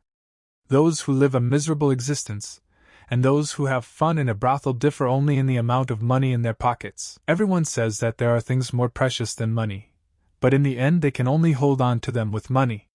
Freedom, the opportunity to develop their talents, vows to their lovers, a happy family. Those who have a hard time earning a piece of bread can only dream of a happy life. So with money, people have opportunities, Surin said. And it's for money that he wants to go to the Heavenly Dragon Academy. When Surin met the last suspect, he looked more suspicious than the others. Surin told Mr. Pak that his stories of his exploits as a mercenary warrior are very impressive. Pak said that he wandered the world and became a mercenary when he was younger, but he started a new life after he got married. Surin said that the new life is like a pawn of an illegal moneylender? Pak answered Surin that he thinks it's easy to get a job with that face. Elder Ho helped him and offered him a job. Chion said that it's not known yet, and there's no guarantee that he's telling the truth. Pak lowered his head and said that he didn't do it. Surin analyzed him and realized that he seems to be the most honest of all the others. Pac lowered his hands and said, "If he's a suspect, so be it." He asked, "Did you guys find his will?" After saying that, Surin was surprised and asked what will. Pac heard that he had declared an error in his will. Didn't the guys know about him? Surin froze and couldn't say anything. Surin asked Chion why he didn't say there was a will. Chion said if it became public, there would be a riot. Surin said that the entire Murim is watching this development, so there's a chance that a civilian was killed by demonic technology. Chion may not like the fact that they're suddenly joining the investigation, but he's asking him to help them find the culprit. Chion accepted their offer and said they would go to the crime scene tomorrow. It's too dark tonight. Surin realized that Chion wasn't going to say anything until the end. Ak asked him why he was looking at Chion like that. Surin said it's just his habit. Surin knew that he was always observing people, analyzing them, and remembering everything about them. It was because of this that he had stayed in the Blood Demon sect for so long. In the evening in his room, Surin was thinking that what he was most concerned about was the traces of the demon sect's technique. It could very well be that the Blood Demon sect had done it. He realized that he had gotten involved in something more complicated than he had thought. Suddenly AK burst into the room and told Surin that something like this was happening outside. Surin asked him why he was shouting in the middle of the night. Ak said that people were saying that Elder Ho's house was on fire. When they arrived, they verified the people's words. Strangely enough, Chion came too. Surin asked him what happened. Chion said Ho-Il committed arson. They found a body inside the house that looked like him. Surin said he committed suicide? Chion pulled out a piece of paper and said they found a suicide note. Surin realized that Ho was not the man to atone for his sins, and he was not an arsonist. Ak read the note and said that means the problem is solved. Chion said that although they received the answer unexpectedly, the case is now closed. The Murim authorities thank the guys for their help. He will stay and deal with the rest. Ak said they understand and it's better for him and Surin to go back. But suddenly Surin said he's not going anywhere. Surin said he had something to discuss with the Podonym. Ak should go back to his room alone. On his way home, Chion felt that someone was following him. So he drew his sword and asked who was there. Surin stepped into the light and showed himself. Chion asked him why he had come here. Surin thought for a long time and said it was because of the technique the killer used. Chiol said Surin meant the technique of the demonic sect that he couldn't figure out. Surin said that he suddenly realized that this is part of the whole martial art used by the Blood Demon sect. Surely Chion knows that even though demonic martial arts makes him strong, it will cause problems later on. You can go crazy and even start killing. Chion asked him why he was telling him this. Surin said that the guy knows the technique of Adiu. Holwu is a safe enough art, but only if he's trained properly. Chion didn't know what Surin was talking about. The guy said that technicians have the ability to make their eyes red under the influence of strong emotions. It also causes body aches, digestive problems, and emotional sensitivity, and Chion tried not to show any emotion because he was afraid of being exposed. Didn't he ask Surin? Chion said he's always like this. Surin smiled and said that's what he said. At first they suspected the assistant, but experienced warriors like him wouldn't do such a thing. Besides, it's a complicated technique, so the brothel owner and Elder Ho's son couldn't have learned it. But what about the weak boy who wanted to become a Murim warrior no matter what? Chion said he had a rich imagination. But who would believe it? Surin told him to look at his shoes. There are traces of smoke on them. Did you change your shoes after fleeing the scene of the crime? Surin asked. Surin said that Chion's position doesn't matter. If he denounces him, he will be kicked out. He rushed too fast and ruined everything. Why did Chion kill Elder Ho? The boy asked. Chion told Surin to shut up. Surin wants to know why he killed him? Because he was his father. Now Surin realized that the heir's name in the will was also his. Surin warned Chion that by using this technique, he was shortening his life. Chion was angry and attacked Surin with his attack. But the guy reacted in time and got away from the attack. Chion was surprised to see this and realized that the fight would not be easy. After a few attacks, Surin said he was too slow and threw him over his shoulder. He asked Chion where he learned how to do that. Chion said it was after his mom died, when he cried at her grave. The man in dark clothes gave him a book on martial arts. He said that if Cheon learns this technique, he will have great power. For a weakling like him, this book helped him a lot. Thanks to this case, he got a job as a podu. Not long after, Elder Ho came to him and told him that he was his real father, and that he was sorry that his mother had died. Cheon realized that even though he knew how Cheon lived, he didn't care. So he decided to kill Elder Ho. But Cheon didn't care about his wealth. Surin said that means his name was in the will? Cheon said he didn't care, but he didn't want it to be known. Cheon told Surin to just kill him because he doesn't want the money. Surin said it's fine, but he won't report him. Surin said he would pretend it didn't happen and it would be their secret. Cheon asked him why such kindness. Surin said that instead, how about giving him this useless will in exchange for his life? Cheon asked him, does he want the will? Surin said yes. Then Cheon should quietly close this case and get rid of Howa's side effects. Cheon said he doesn't want to make the contents of the will public. He'd rather die than tell who his real father is. Surin said, how can you be so naive? Cheon said, why is he naive?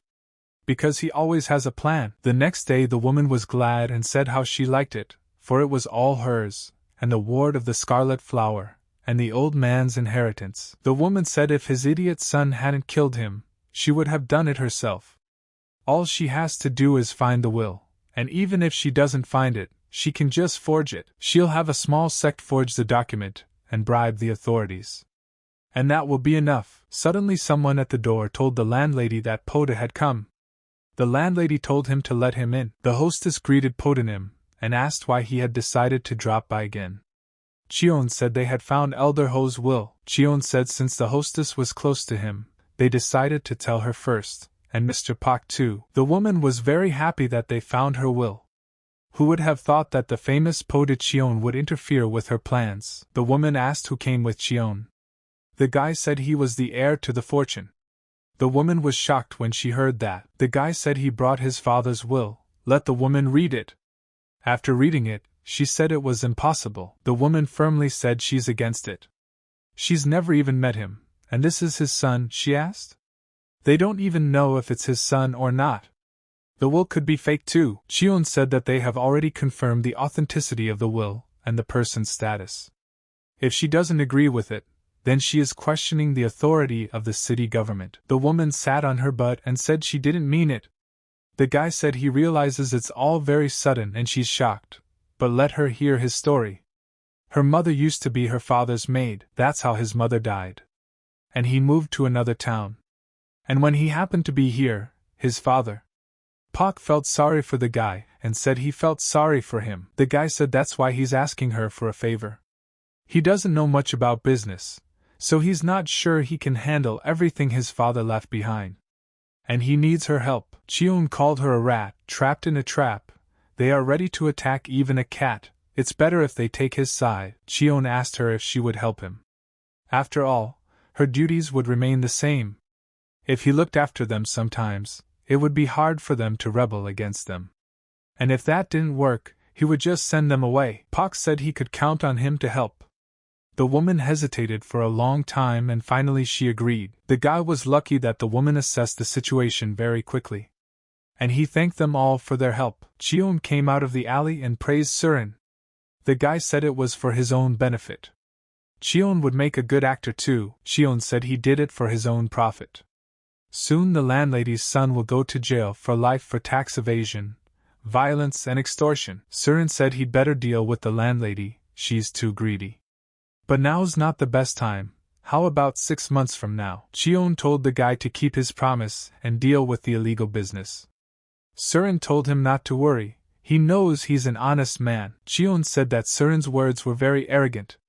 Surin laughed and asked, will Cheon die if he says thank you? Surin said that if they were going to see each other often, maybe they should leave all the formalities aside. He thinks they are about the same age. The next day, Surin arrived at the Mirima Alliance. Ko met him and said that if the culprit was the sun, he would be punished by the heavens themselves. But thanks to Surin, everything was solved. He was really smart. Surin said that he did not do anything wrong. The killer set fire to the house and committed suicide. After all, He could not learn anything about demonic techniques. Ko said that it's not a big deal, it's fine. It's not easy to learn something about demonic martial arts practitioners. Surin knew the truth, that he hid the fact that Elder Ho was killed with the martial art of Holwo. Because if he told the truth, he would have to explain how he knew what it was. Ko told the guy not to worry about the exam. He'll write him a great cover letter. He'll even give him an honorary award. Everything will be fine, even if Surin makes a fuss at the interview. Surin has solved the problem with the recommendation. Then it's time for him to go to the Scarlet Flower Chamber and finish what he started. Poke told Surin that he had cleaned up the hotel, bar and store warehouses that the elder had been tending to. Surin said that PLK had organized everything well. Well done. Pak laughed and thanked Surin for the encouragement. Surin understood why Pak was like this. It must be because he was roaming around. He can adapt quickly. Even while Elder Ho was alive, he took on a lot of dirty work as a guard. He will be useful in the future. Surin asked the Pak guard if he could get elixirs with strong yen energy for him. If the yen energy is strong and the efficiency is high, it doesn't matter if they have poison in them. Poke said he'd check it out at the tramp market. He knows a couple people there. Surin immediately took note that this market should be actively trading weapons. He asked Poke to introduce him to a skilled blacksmith who could keep secrets. Pak asked him if he wanted to forge something. Surin said he couldn't tell everything, but since it's a risky business, he should be able to keep secrets. Pak said he understood and would ask. Surin was glad, because he had done it much easier than he thought. Isn't that great? Surin said that the money problem was solved. He really didn't know much about the world. But what about Howa's martial art? The Blood Demon sect has been destroyed. There should be no one left who knows about it. Has the Blood Demon sect really ceased to exist? AK went into the room and asked his brother where he had been the last few days. Surin said he was nowhere, and if he told him, AK would be in danger. AK asked Surin, is he having fun himself? Surin said no, and he is going to bed. AK told him he could sleep, but first let him look at it. Surin asked why, and what is it? AK said he took it off the door on the street. Surin read, and it was the vacancy for the new mentor of the Heavenly Dragon Academy had finally opened, and Surin should get ready. AK told him to read below. Surin couldn't believe his eyes when he read below.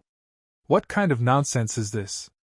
The students themselves vote and choose their mentor? Heavenly Dragon Academy mentor vacancy candidates who have passed the initial screening, document verification, and practical exam will be hired as temporary mentors for 3 months, and temporary mentors will be evaluated each month.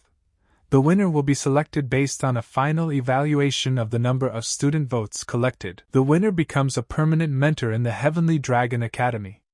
Surin was thinking of becoming a temporary mentor. He would have a permanent salary.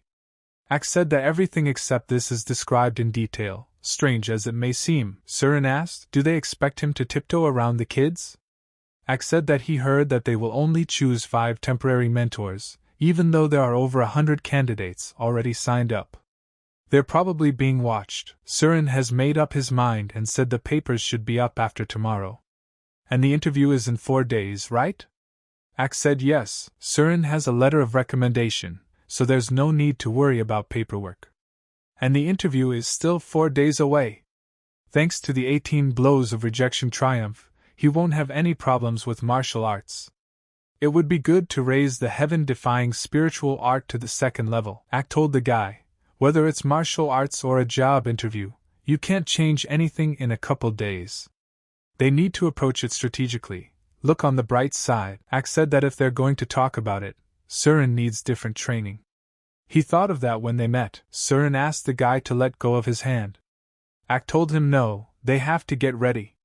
Surin will understand when they get there. After some time had passed, the day of the interview for the mentors of the Heavenly Dragon Academy had arrived. Observers said that a lot of people came, even after half of them were screened out at the ID check. The blonde man said that compared to the past, the reputation of the Heavenly Dragon Academy is no longer so glorious. There are so many people who want to be at the top. The girls said that they will have to disperse those mentors who talk a lot but don't know how to fight. The guy said of course, only the most capable can stay. There will be a new Celestial Emperor this year. This blonde guy was a senior student of Heavenly Dragon Academy. His name was Tak Kojin. His motivation was to restore Heavenly Dragon Academy to its former glory. The man said the candidates for the new mentor position can enter the Heavenly Dragon Academy. Tak asked the girl if there was anyone useful among them. The girl replied that there were many people, but she suddenly froze. Tak saw the girl's face and wondered what had happened to her. Is there really a master among this bunch of people? Surin asked the guy if by preparation he meant clothes. Ak said that's enough. Let Surin trust him. When people saw the guys, they said they were both candidates for the new mentor? The tall one on the left, what eyes he has. Surin got angry and said, why do people act like something special has happened? AK asked him if he was embarrassed. AQ said that the disciples are happy for him. Doesn't he feel the same way? Surin asked. Who said he is happy? He's actually embarrassed. It annoys him. Is his face really that beautiful? But he's resigned to the fact that they're definitely attracting attention. Only Surin doesn't know how it'll help with the interview. AK said it'll help more than he thinks. It's the best way to get the students to like him. Tak told Tan Soso to look at him. AK immediately raised his head and said that someone was shouting, what happened? Surin didn't know and told him to forget. At the top, Tan Soso shouted and told the boys that they were accepted without questioning by the student council. But Tak managed to shut her up. After standing in line for a long time, AK said that they are next after these three. Surin said that apparently yes, but suddenly, Ak met an old acquaintance from the inn. It was that fat guy. Ak said he was the fat guy from the inn? The guy got angry and asked him who he called the fat guy, but no one expected the fat man to get hit in the face, and he didn't expect it. He asked who did it. The stranger told him why he was arguing with innocent people. Let the fat man stay out of the way of his mentors. He was told his interview was a failure. Ak told Surin that now he understood why he said to dress up.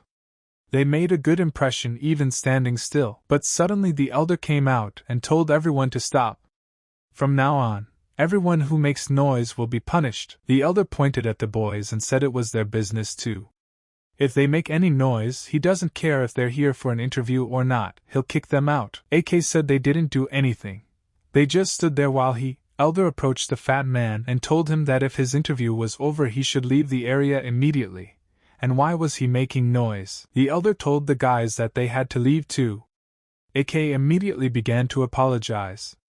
And Surin at that time faded away, because they did not even have time to pass the interview. But suddenly the people around started asking the elder not to kick the guys out. After all, they didn't do anything wrong and they won't make any noise. The elder told them to wait their turn only quietly. The boys turned into little puppies with joy and thanked him. Surin thought he could get people on his side with just his looks. Ak said he felt better, he thought they'd be kicked out. Surin started to show himself in front of people. AK noticed it, and said that he wanted Surin to realize what he looked like, but not to lower himself to such a level. Surin asked, who was that man? AK said the elder in charge of the disciples, as he had been told. Hearing this, Surin was surprised and changed his face.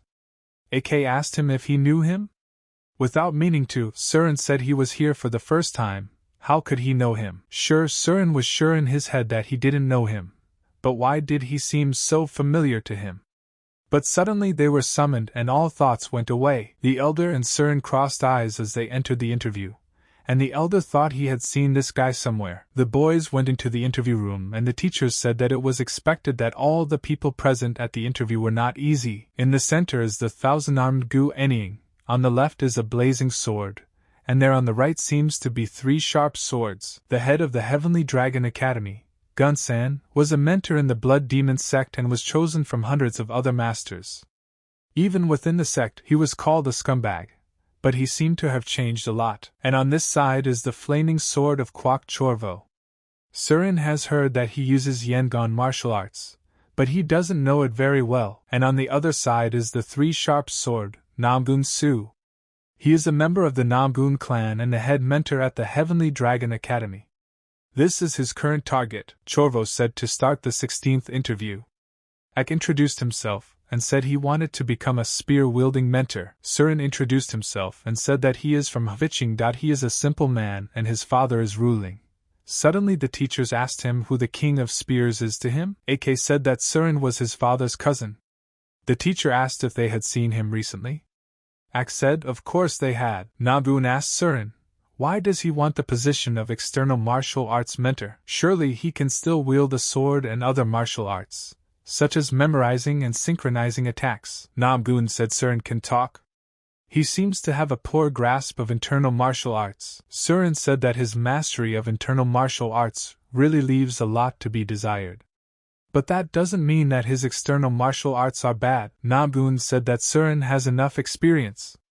He decided to come to the Heavenly Dragon Academy after teaching the kids in the village. Does he think it's so easy to get in? AK intervened and said that even if he is, Namgun is being over the top and rude.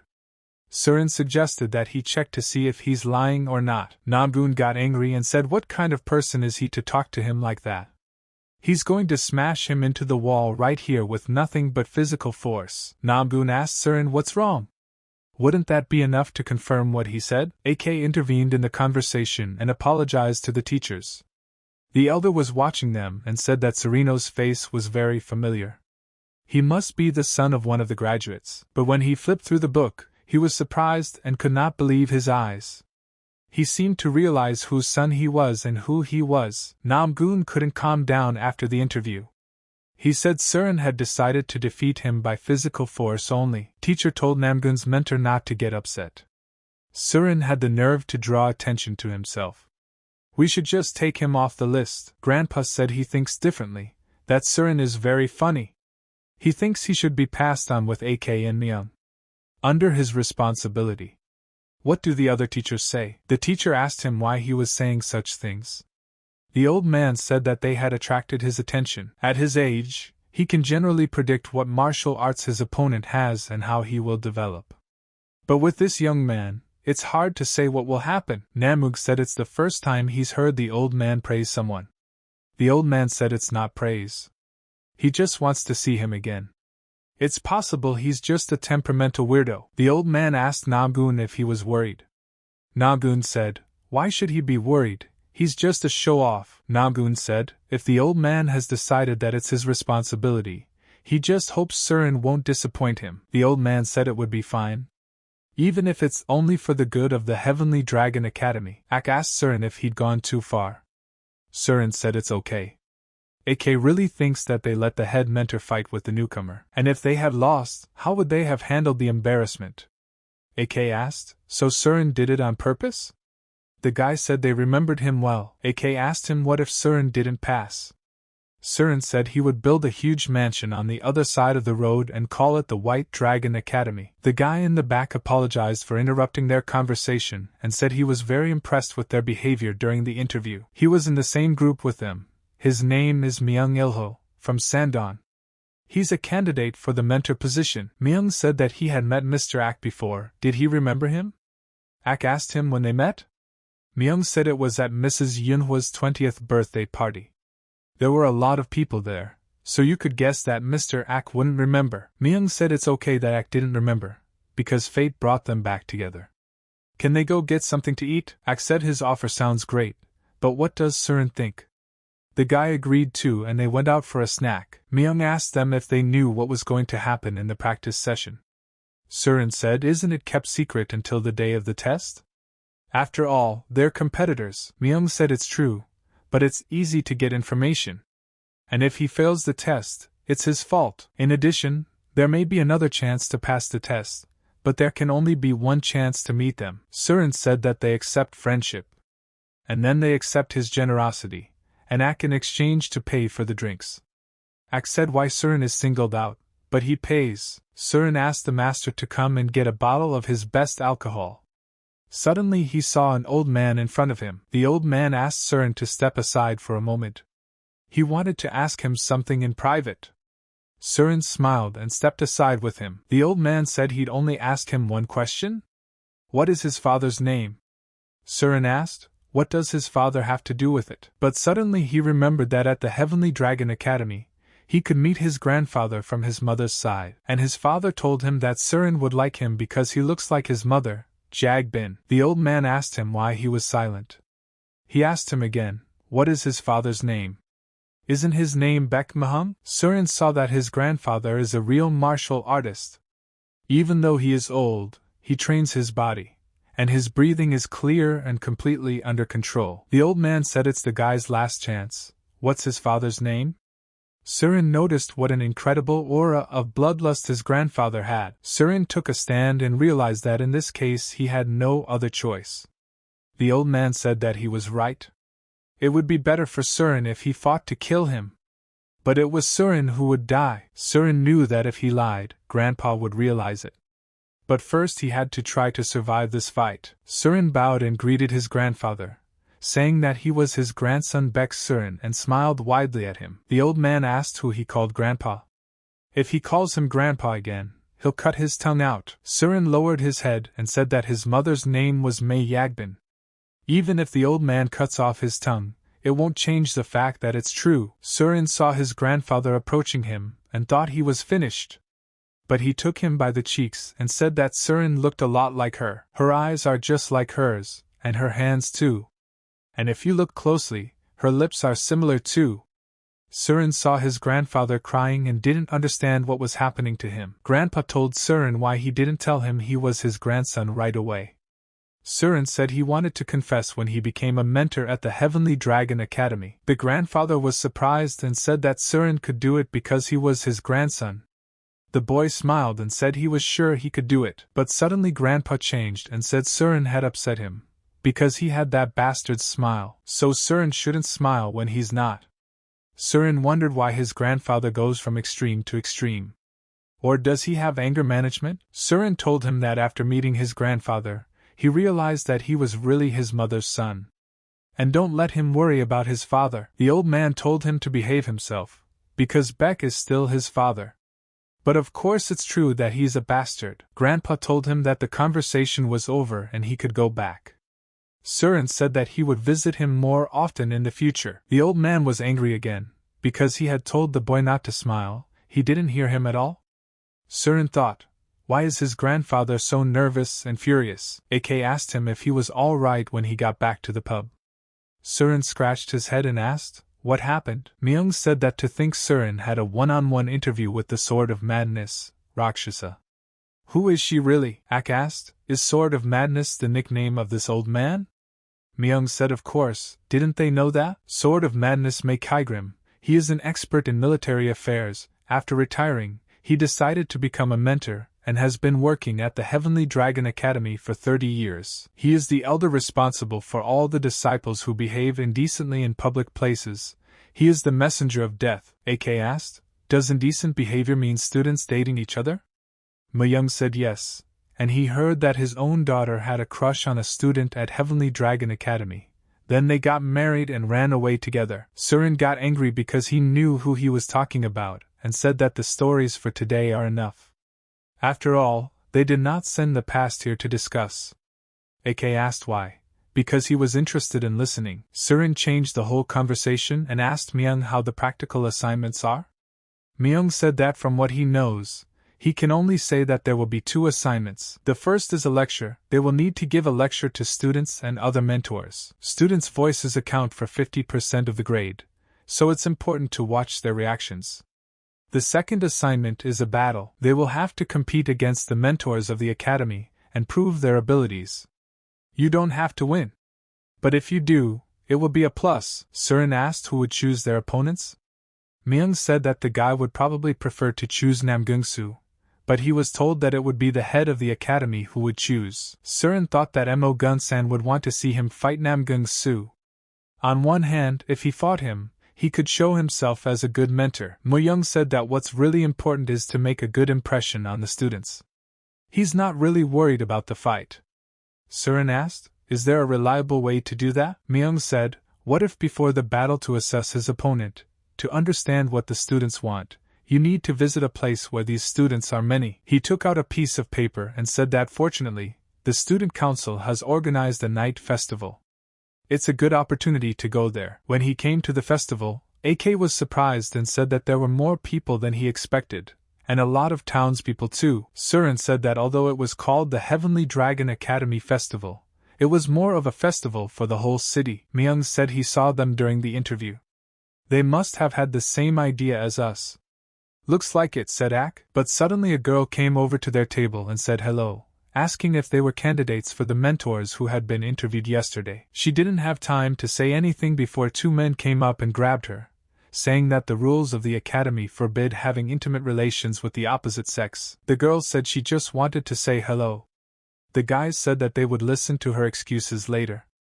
We should talk to the student council first. Ak said he noticed that some of the students here have a similar aura. Are they all from the student council? It's very strange that they're so observant that there's no connection between different sex students. Suddenly Surin told them to calm down. Surin thought they'd seen enough and it was time to go back.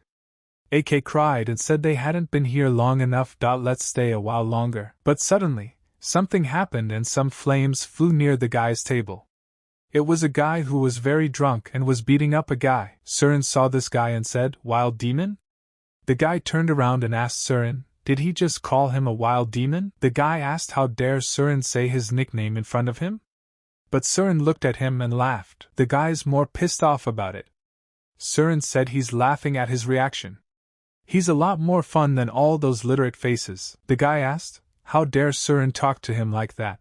Because he knows who he is and still insults him? But as the guys suddenly came and dragged him away, saying to Hongwon Kang's disciple, does he realize how he's acting? When Surin heard his name, he recognized him. He looks exactly like Hongwon Hu. But he said he didn't have any children.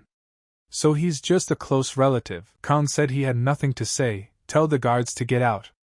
The guards told him if he tried to get closer, they would use force. Kang couldn't stand it, and scattered the two of them, saying, how dare the sixth graders of the student council interfere with him? Let them try if they can. The guards drew their weapons and said that they were not going to tolerate this behavior any longer, and that it was better for him to calm down. Khan laughed and said that they are idiots, they can't even speak their own words, so let them attack. The guards said he was asking for it and attacked him. But Khan grabbed their weapons and said that was all they could do. It's clear what level the student council is at now. The guards tried to tie Khan up, but they couldn't. Khan was so strong that he could stand up to the two of them. AK was watching the battle and said that these two work well together. They seemed to be trained to understand each other with half a word. Surin said no, really amazing fighting. This scoundrel, Hongwon Kang, is really strong. Although his stance is sloppy due to drinking, he manages to dodge and block almost lethal attacks. And all with a slight smile. People came up and said that Kang is fighting again, he's always getting into fights. They don't understand why he hasn't been kicked out of the academy yet. Surin heard this and realized that these guys hate him. But in fact, underneath the disgust and hatred is fear. He has a talent for inducing almost instinctive fear in people. But why does he use such a ridiculous martial art? Surin said it's weird, it's a Hongwon clan martial art. Ak told him that he would tell Surin later. Khan said he's bored, he can calculate all their moves. And it's time to end it all. But strangely enough, a bunch of guards came and surrounded the guy. Kang asked if they were all going to jump on him. Ak said the situation is escalating, should they intervene? Myung said they can't, if they intervene unnecessarily, their exams will fail. But a guy with a very strange aura came to the scene of the fight, and told Kanu to behave himself. Khan was surprised to see this guy and called him Fek Sahek. Fek said he should have sobered up by now, so let him go back to his room and sleep it off. Khan sent him away and told him not to interfere. Peck told him, he thinks it's a polite request or something? He told him to get out and not to piss him off. Unless he wants to lose the last vestiges of his clan's honor. Surin asked, who is this Pyong Sahek? Ak was surprised and said, doesn't he know about the heir to the Habuk Pyong family? Fek Saheng is the head of the Heavenly Dragon Academy's Club Alliance. He is one of the strongest disciples of the Heavenly Dragon Academy, on par with Tuk Kojin, the head disciple and head of the Disciple Council. And Habuk Pyong is one of the 5 great clans. Weren't they competing with the Hongwon clan, trying to prove whose martial arts are more powerful? Surin asked. Kang got angry and started to leave. Peck told him to keep covering for his rat family. AK told Surin in his ear that something had happened between their families. Surin said he had a lot of stories to listen to later. Ak got tired and said they should go. Surin asked why. Because he was just whining that he wanted to stay and have fun. Pyong approached them and said that he was wondering who they were, because they were interviewing for a new mentor. He remembered them because of their colorful appearance. He introduced himself as the head of the club alliance, Beck Surin. Beck said that he wanted to address the mentors who are here today. First of all, he congratulates them on their successful interview. Surin realized that Beck invited them for a reason. He is powerful and has important information, so be on his side. Isn't that what he wants to tell all the guys? Bastards like him lack education. We must punish him. Beck said that he hoped that the practical part would go just as well. Everyone started shouting with joy and thanking him. AK was shocked and said that Beck was crazy. He is not the heir to one of the 5 great clans, but a laughing stock. Surin told him not to get excited. He should order something to drink and eat, and more expensive. Surin went outside and a guy was walking towards him. He told him to come to him. He told him to call someone. But the guy said he was very busy. Surin told him everything in his ear, as the guy got out of his seat and started running, saying that he would call them immediately. Myung went outside and saw Beck's brother and asked. He said he went to the bathroom, so why is he here? It's all up there. Surin asked if someone fought. Myung said it's not that. Pyong insults AK. Rumor has it that he knew things were bad between them, but he didn't realize how bad it was. Myung said that they are mentors in name only. Apparently, Pyong wants to take full control as the heir to one of the 5 great clans. Surin told him not to worry, he wouldn't let it go. He's not going to tolerate this kind of attitude towards his mentor from the student who's going to learn from him. Suddenly, a loud explosion was heard from the room. Surin asked what it was. Myung said they should go back inside immediately. Pyong told Mentor AK that if he acts like this, he'll get in trouble. And he won't even look at him if he's drunk or not. After all, he dared to mock a disciple. Does he think that this will help him become the mentor of the Heavenly Dragon Academy? Ak said he tore it up. Pyong laughed and said that Ak said that while holding the proof in his hands. That's arrogance. Surin went up to Pyong and said, why don't you start acting like it? Pyong said that Mentor Beck was back. He didn't come back, he thought Beck had run away like a rat. Then he got a slap from Surin. Beck stood up and said how dare Surin raise his hand. Surin said he's not a crazy bastard. It's Beck talking to his honorable mentor. Beck said that someone here doesn't know what's going on. So Surin is harassing students and beating them up. And damaging property. Coming very close to Surin, he asked, are you even stealing? What other crimes has he committed? Surin asked him why he was late. Surin had asked him to bring them a long time ago. Beck asked, what do you mean bring them? But suddenly, Cheon burst into the room with an army of warriors. Beck asked him what was going on. Cheon said that he had been informed that underage people were drinking alcohol here. Beck was very surprised by his words. Cheon went up to the guy and told him to show his ID. Beck said it's a martial arts thing. There's no reason for the city government to get involved. Cheon asked, is this the work of the masters, then? Did someone here use demonic arts? Beck apologized and asked for a repeat. Cheon said he thought that if he heard the word martial arts, all is forgiven. Beck asked who reported them.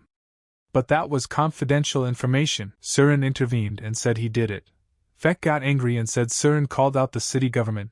Doesn't he have the pride of a martial arts master? Cheon said he'd have to come down, they'd investigate. Fuke said it was just an accident, they were just having a drink, that's all. Cheon said if it was an accident, then something happened. He'll have to go with them all the more. Fuke said if Pota chooses to ignore it this time, he will repay the kindness.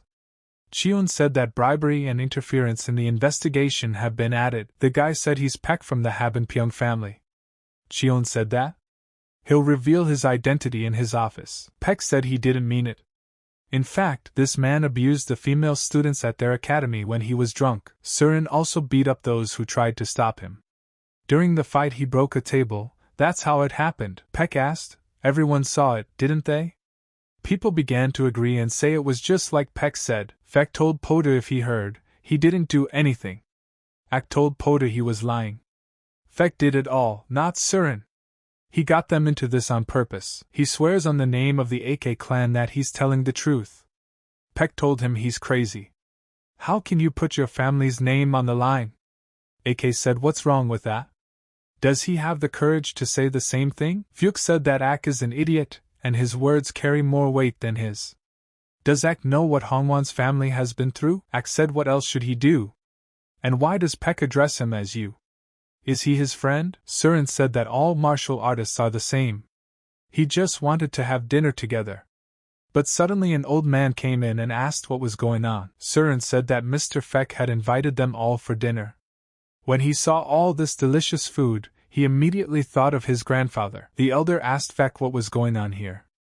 But he decided to ask Podu, what is going on here? Podu said he would explain everything, and he did. The old man said that, to summarize, while drinking alcohol, Feck had damaged someone else's property and tried to bribe Podu. In addition, some of the students' clothes were torn, and the students were bitten. And after it was revealed, he tried to cover up his guilt by putting his family's honor on the line. The old man said they were scoundrels. How dare they call themselves Heavenly Dragon Academy students after this? Surin saw that in the presence of the elder who was in charge of them, they couldn't even say a word. The elder told Podu that his students had behaved abominably. It was his fault, he should have educated them better. He decided he would take responsibility for it. Pak thought about it, and looked at Surin. And he told him to limit it to a warning. Pak said that it was more his fault for embarrassing him by pushing the young men. He's leaving, but he hopes that the old man will talk to his students. The old man thanked him for his understanding. Surin said we should remember that replacing the furniture will cost the owner a lot of money. Maybe someone should compensate for that. Peck said that of course the owner would be compensated and he would pay for everything. The old man said that the academy would pay for the damage. Feck realized that the family would shame him if they found out. He would have to deal with it personally. Poke said that if everything was settled, he'd go on. The old man looked at the guys and said he wasn't in the mood for dinner, so he'd go too. The old man told Feck that they are all coming with him. They'd better not even think about running away. They are all waiting for a one-on-one conversation. The people in the back wanted to leave, because they were already tired of it all. Surin told them before they left, could he tell them something? The people started apologizing that they were mistaken and didn't realize that he was the grandson of an elder. Surin told them to be ashamed.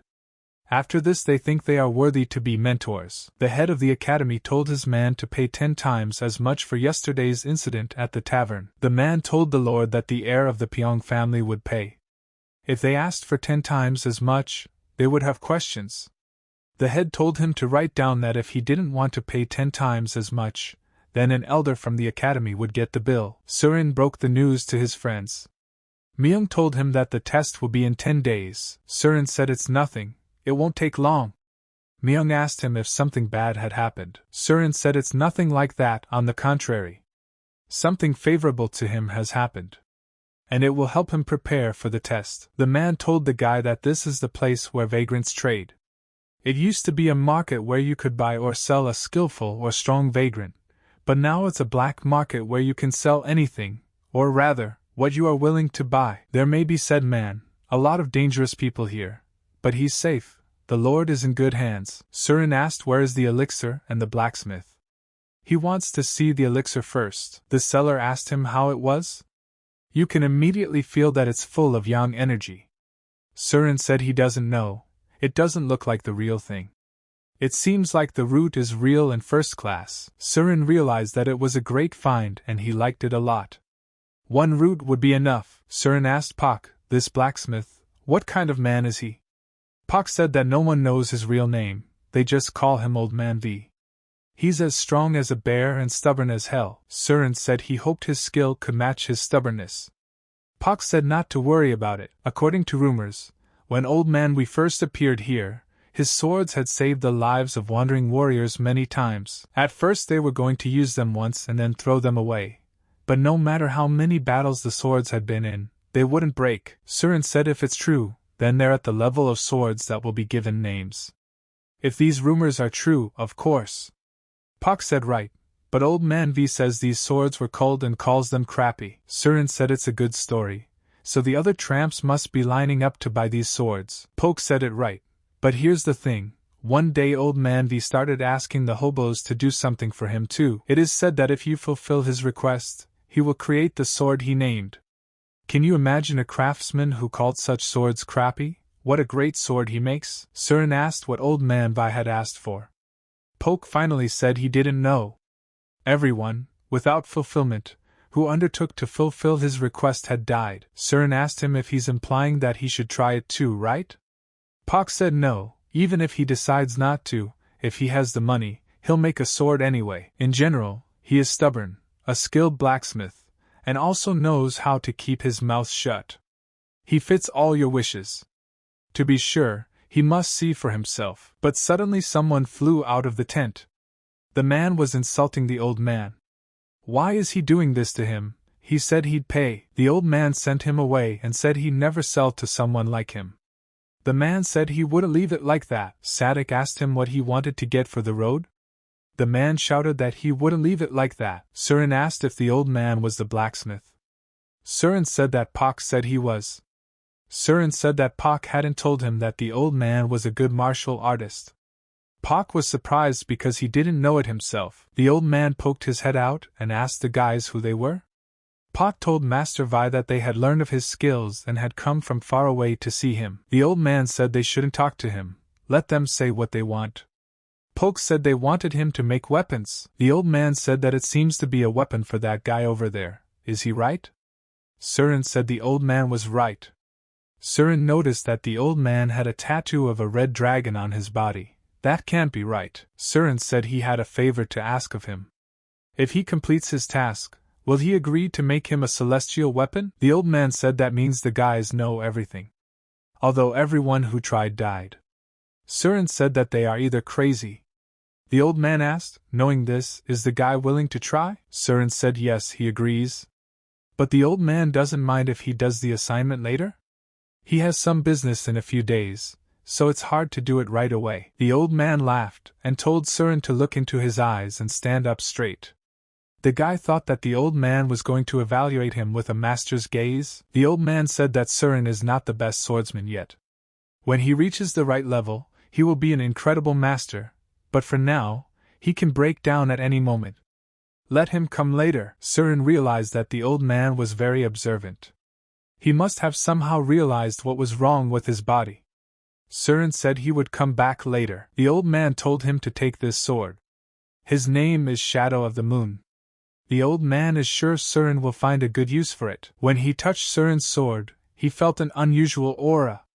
The scabbard was tattered, but it was indeed the sword with the name Shadow Moon. But suddenly that man came and told the old man that he had warned him. He ordered the men to set fire to the tent and take everything inside.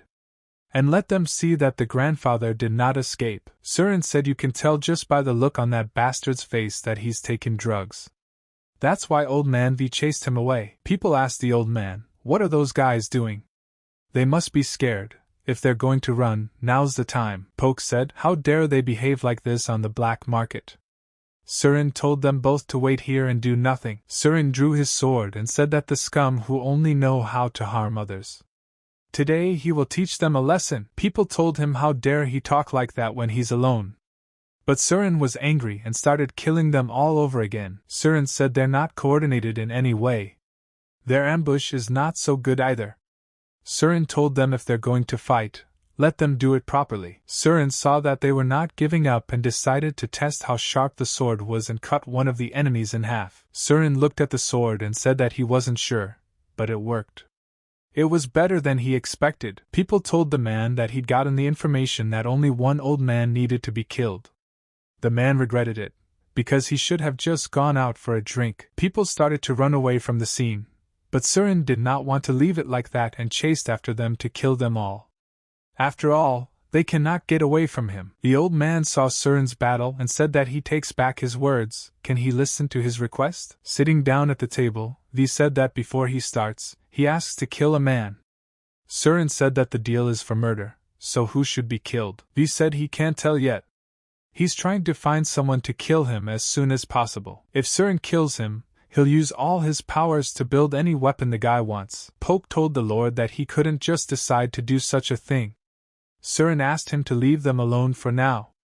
Just for a minute, he thought it would be a very private conversation. Surin told Elder Vi he had something to ask him. How did he end up here? The old man asked, what do you mean? Surin said that he wanted to know how the head of one of the great clans of the Blood Demon sect, the VG clan, ended up in such a place. The old man immediately realized that there was something wrong and attacked Surin with his fists, hoping to kill him, but the guy had time to react and dodged. Surin raised his fists and said that this technique of Old Man V, apparently he was right. The old man asked him who he was. Surin smiled and told him to calm down. He took off his mask and said that they were both in similar circumstances. The old man said, "It's unbelievable, is he a survivor too?" Surin said he's a descendant of the survivors. If the old man doesn't believe him, he can prove it. Surin showed a couple of his techniques to the old man. V said it was a cult style, he hadn't seen it in a long time. He asked how the guy felt about the cult. Surin said he knew V would understand. His father taught him that. He was a disciple in the folk faction, in the sect. V said he didn't know his father, but he must have raised him well. V asked how he knew he was the head of the VG clan. Surin said he recognized the old man's tattoos. His father had told him about them, especially the red dragon on his left shoulder. He is hiding a holy sect blood demon sword. Surin had heard of his desire to make such a sword, which he fulfilled in the form of a tattoo. Surin asked the old man if his request had anything to do with the sect. The old man said there was no connection at all. Surin should kill his grandson and that's it. When Surin heard that, he realized that the situation was unusual, so he just followed him. He realized that he would have little time to get back to the beginning of the practical test. Vi said they had come. Surin saw the graves and asked whose graves they were. Vi said that these are the graves of his wife and son. And that kid is his grandson, Viji Jong, who's standing under the tree. He's the most untalented child ever born into their family. Surin can believe it. Surin asked the old man why he wanted to be killed. The old man cried and said that after he had lost his wife and son, his desire for revenge had led him to raise his grandson harshly. When the child saw his grandfather, he hurried to hug him and said that he missed him very much. The old man told him not to hurry or he would fall. The boy said that Grandpa brought a guest. Vi said yes, because no one had visited them for a long time. The boy said that no one had visited him for a long time, and he was bored. The old man said that a couple of years ago he left his grandson alone for a couple of months. Then a man in a black hat came and gave him a book. Surin remembered that the man in the black hat had also given him a book. He said that if he learned this technique, he would become powerful. The old man thought that the techniques recorded there belonged to a great martial art, but he realized too late that darkness had settled in Chan's heart. Surin said, "What was that technique?" Chan said he'd show the guy. The old man said he had to run fast. When Surin saw this, he was surprised and said that it was the sword technique of an unholy sword. How could this child know Enro Unhong's sword technique? Jong asked his grandfather if he could kill this guy. He's bored.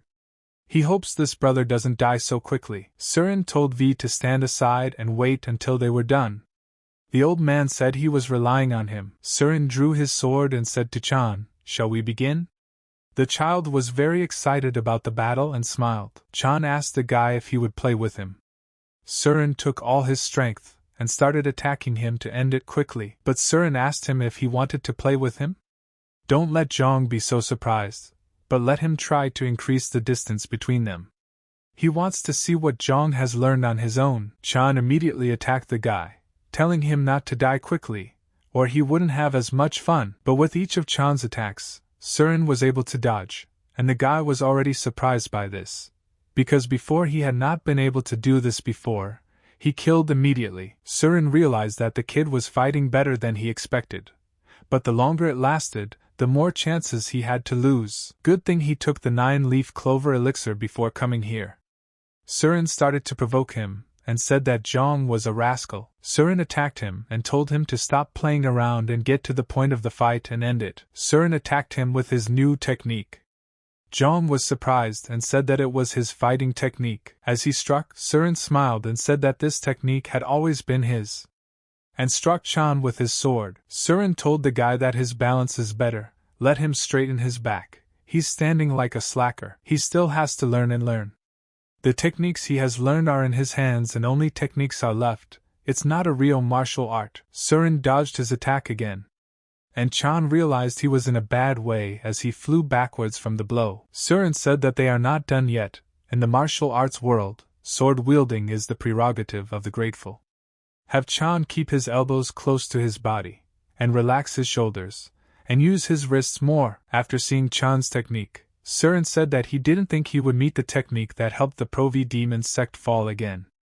Chan said that it wasn't funny. Surin told him to calm down. But Chan was very angry, and said he hates him and he's going to die today. Surin was calm and said that Chong didn't understand, but Uncle Surin would show him. He used the heavenly sword technique, the secret to truly wielding the heavenly sword. Seeing Zhang fall to his knees and was already weak, Surin said that's why it's important to have a good mentor. Surin brought him home and told him that Zhang was a fool, good thing he knows herbs, or they'd both be dead. Surin saw that this guy's chi was really distorted. It must be because of this scary technique. When he took the book, he said that it was easy to get chi distortion from such a thing, so the man gave him the book. Judging from his ability, he's somewhere on Han Wan Kang's level. It's obvious that after the man in the black hat handed over the book, he was watching the boy. Sometimes geniuses are born, who even not perfect technique will make perfect. Of course, Chan still managed to master the technique so well on his own, without a teacher. Surin saw that the boy could still be helped and used one of his old abilities. But suddenly Chan started screaming in pain. Surin said that if Zhang can hold on, he'll die. Let him hold on. Surin needs to absorb all the evil energy. Chan screamed in pain and even clutched the bed. But after going through everything, Surin said that everything had worked out, and now it was his turn. Surin sat down and began to get rid of this unclean energy. After doing so, he said that thanks to the energy he had just absorbed, his own energy had finally calmed down. Surin said he could reach the 3rd level of heaven-defying spiritual art. He has never experienced anything like this. But suddenly V burst into the room and asked what happened. And how's Chan? Surin said not to worry and kill him. He got rid of the evil energy. He'll probably wake up soon. Vi asked how he could repay Surin. But suddenly Chung woke up and said the first word, Grandpa. Vi asked the boy if he was awake. Zhang told his grandfather that he had nightmares. It was just a very long nightmare. Vi told the guy he'd do anything Surin asked him to do. Even if he demanded his life. Surin said he doesn't need his life. One sword is enough. A regular sword with a name on it won't do. Surin said that even if the weapon was small, it should be at least as strong as a blood demon's sword. Vi saw the stone on the guy's hand and said it was a shooting star. Surin asked if the old man could make something even better than a blood demon's sword. The old man said that it was his life's goal. The guy could believe it. The old man said he could do it, and there should be no problem. Elder Ho's inheritance includes a forge. And he chose him. Surin said that the two of them would go with him. Before the man in the black hat comes back, he has to get out of here. AK said today was the day of the practical test. Where's brother Surin gone? The old man asked the guy. Surin hasn't come yet? AK laughed and said that he would come soon. AK asked Iljo if he had done a good job. Ilho said that the lecture was harder than he thought. Myung asked if Beck had come yet. Ak lowered his head and said he hadn't heard from him, as if he had vanished. Ak said they're in trouble, it's almost his turn. Elder May already asked about him once. The old man said he's not here yet, he's like his father. I guess he won't have to read Beck Surin's assignment. Ak asked him to wait. Let the elder give him some more time. Beck told the old man that what he was about to say was for the future of the Heavenly Dragon Academy. Beck said that if they didn't hire him, he would open the White Dragon Academy across the street from them and steal their students. The old man said that his scheming and self-confidence reminded him of his daughter. He had already given Sereno enough time. If he didn't show up on time, he would be disqualified. Muyung asked if he could be moved to the back of the line. The old man said he was going to take a break.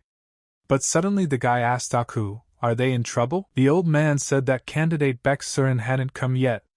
The boy said that it was strange. There was no reason for him to be afraid or anxious before the lecture, or even before the fight. But if that's the case, then something's up and they can move Beck Surin's turn and make him last. The old man said that if they did that, it wouldn't be fair.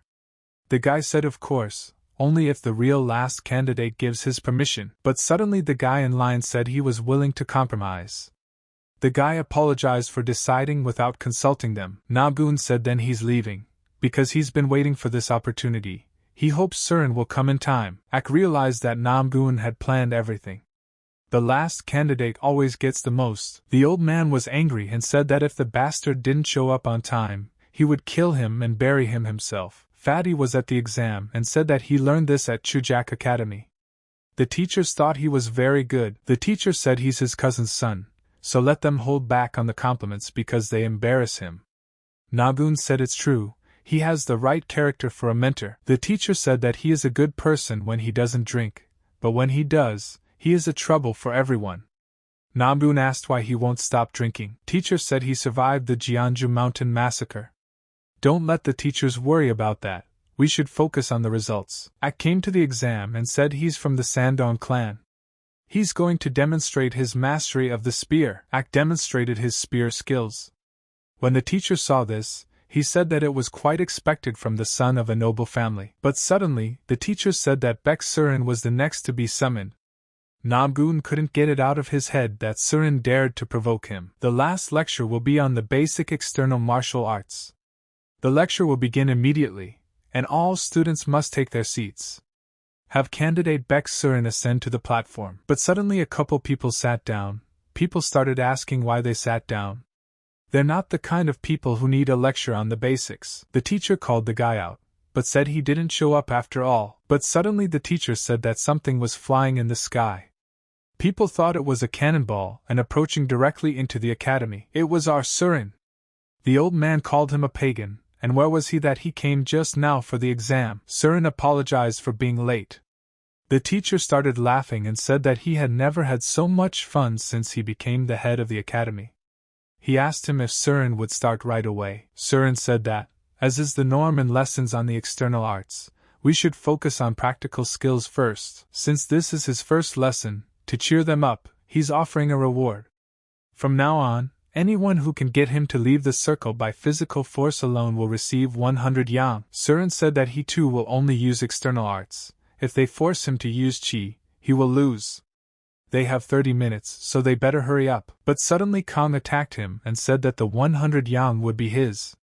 But Surin managed to grab his arm and knock him to the ground. Surin said he knew Kong would be the first. It's good that he can easily understand his movements. Surin said that there's not much time left. Let people come. All the guys tried to move him from the circle, but nobody succeeded. Surin said he was bored. Doesn't anyone else want to challenge him? But finally, the second student came out and attacked and said, "Don't underestimate the Pyong family." But Surin was able to repel his attack and said his moves were too obvious, and gave him a kick in the ass. The third student came out and told her mentor to look at her too. She asked Surin to give her a strand of his hair. Surin thought that this was some kind of exquisite psychological ploy. One could immediately see the Sichuan Tang family. Surin waited for the attack as he was suddenly attacked by a guy. But Surin dodged it, and said that it was not a bad surprise attack, but it was too obvious. Surin said that they all have a temper. But if they want to win, wouldn't it be more logical to attack together? Khan said he can't fight him alone. Peck said he has to grow up first. Surin said that they won't like what he's about to say, but there's no way they can beat him now. This is a training method he invented and practiced many times in the Blood Demon sect. They really think they can beat me one-on-one. Let's try another option, Surin said. From now on he won't use his left hand. If it's still too difficult for him, then he'll stop using his left leg. The guys said they can do whatever they want, but they have to push Surin out of the circle and put him on his ass. Surin knew that in order for them to have a chance to win, they would have to attack from all sides at once. They would have to work hard and work together, but Surin scattered all of them to different sides and they did not work out. The guys began to fight, because no one does anything. But suddenly a guy stood up and said that he had been silent, but now he couldn't. He asked, "What kind of lesson is this?" Surin asked him who he was, but from the look on his face, Surin could see that he was the mentor of the Heavenly Dragon Academy. The guy said that with such a skinny physique, there could be external martial arts? He was the Heavenly Dragon Academy's external martial arts instructor, and his name was Yang Yeruk. The teacher asked Yang whether it was necessary to have a body type like his in order to practice the external arts. The external arts aren't just about building muscle. He thinks candidate Beck has excelled in them. Doesn't Yang think so? Yang said that Surin is better than the average warrior. He told Namgun's mentor, he'll just sit there and let him say something. If it's not stopped, he might lose his mentor position. What will they do then? Nagun said not to exchange yourself with things that are above you. Though he probably wants to announce it to everyone, considering how he's been yelling. Let him deal with such petty things himself. Ian thought, what should he do? If someone like him becomes an external arts mentor, he might lose his place. Yang told Xiao Qion to use internal arts. Let him use Qi to attack, he will take responsibility. Yang blackmailed him and said that if he disobeyed, he would tell Elder Mei that he had gone to a brothel. Qion was angry because Yang had gone there with him. But he decided not to take any chances and obeyed his mentor. Surin noticed that this sick idiot was using Qi to attack.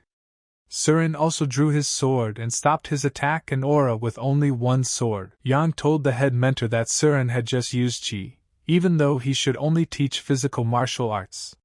He should be disqualified. The head mentor said Surin has no use for anything. He doesn't have a drop of Qi. This skill is called unity with the sword. The head mentor asked Nagun what he thought about it.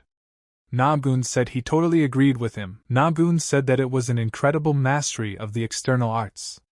Surin said that candidate Beck had finished his lecture. Myung told Surin that they were worried until he came. Where was he? The guy asked. Surin said he didn't want to talk about it. He was just helping an acquaintance. And then it started. They have no idea how much energy he had to spend on the way back. Myung said that he was glad Surin was back safe and sound, but just a little more, and AK said that he tried to ask Elder Mei to give Surin more time, and he almost killed him. Surin said it's his treat tonight. They can drink as much as they want. Myung said he knew he should have said it earlier. Myung asked him if he remembered that tomorrow is a one-on-one battle. Surin said sure. It would be good to pair up with Gungsu or whatever his name is. Ak asked, so Surin thinks he can beat him? Surin said he can't lose with external arts. Surin said it's just a training session. What's there to worry about?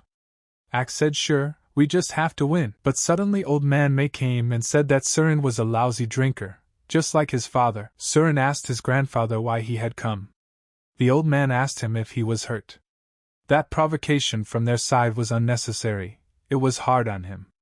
Surin said he was fine. The old man gave him a pill and told him to take it. Surin saw that the pill smelled nice. It was clear from its appearance that it was rare, but why? The old man left saying that his mother was in poor health, and that he didn't look healthy. Surin said he was healthy. The head of the academy also came and told the guy that he didn't know Surin was his grandson. He said he didn't mean to overhear. He just missed his chance to come at the right time. Many years ago, he killed many martial artists. Since then, his aura has completely changed. The chapter knows it's sudden, but Surin has time to talk? The head said that he doesn't know about tea yet, even at his advanced age. He asked Surin, who taught him martial arts? Surin said that he was taught by his father.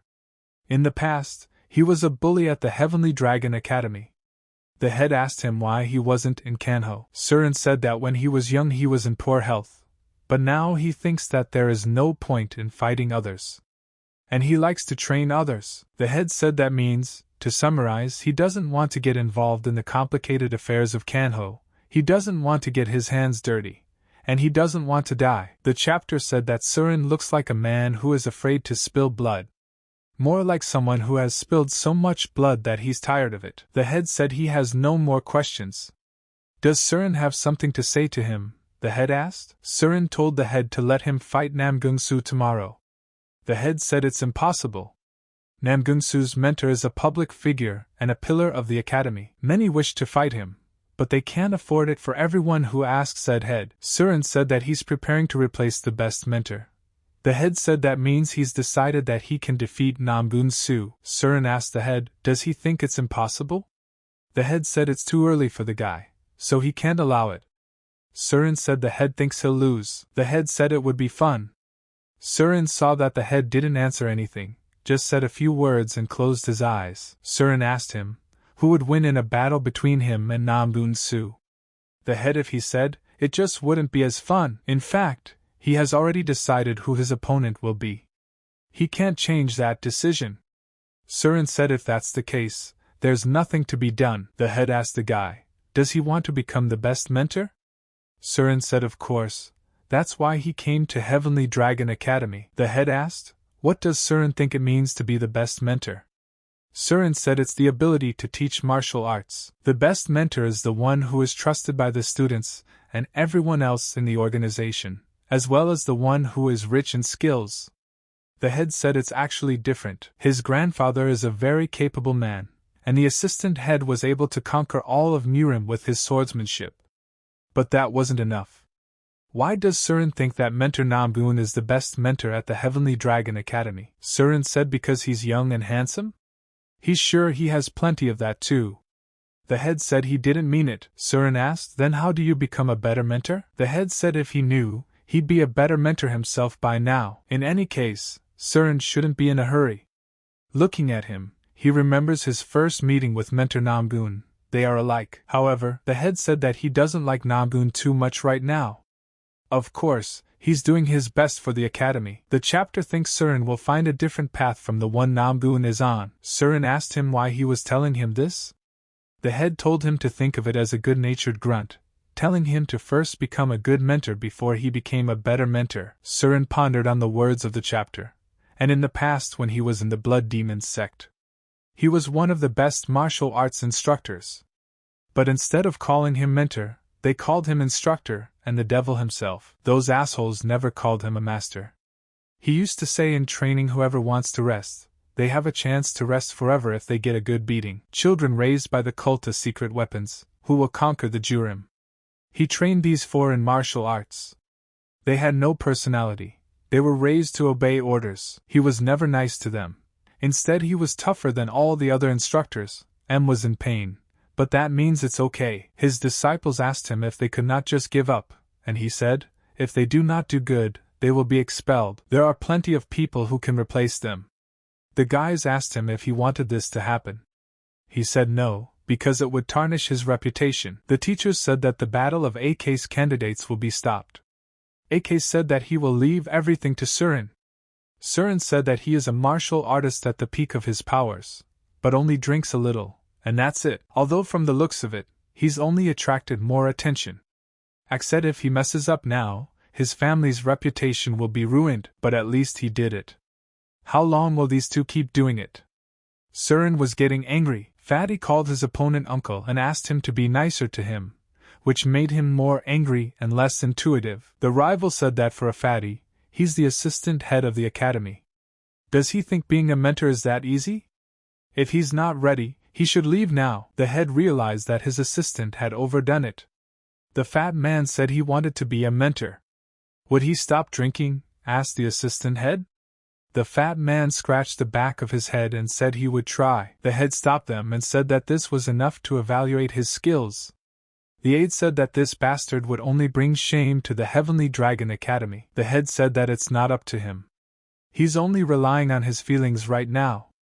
The aide apologized immediately. The head said that the stage will be cleaned up now and they will continue.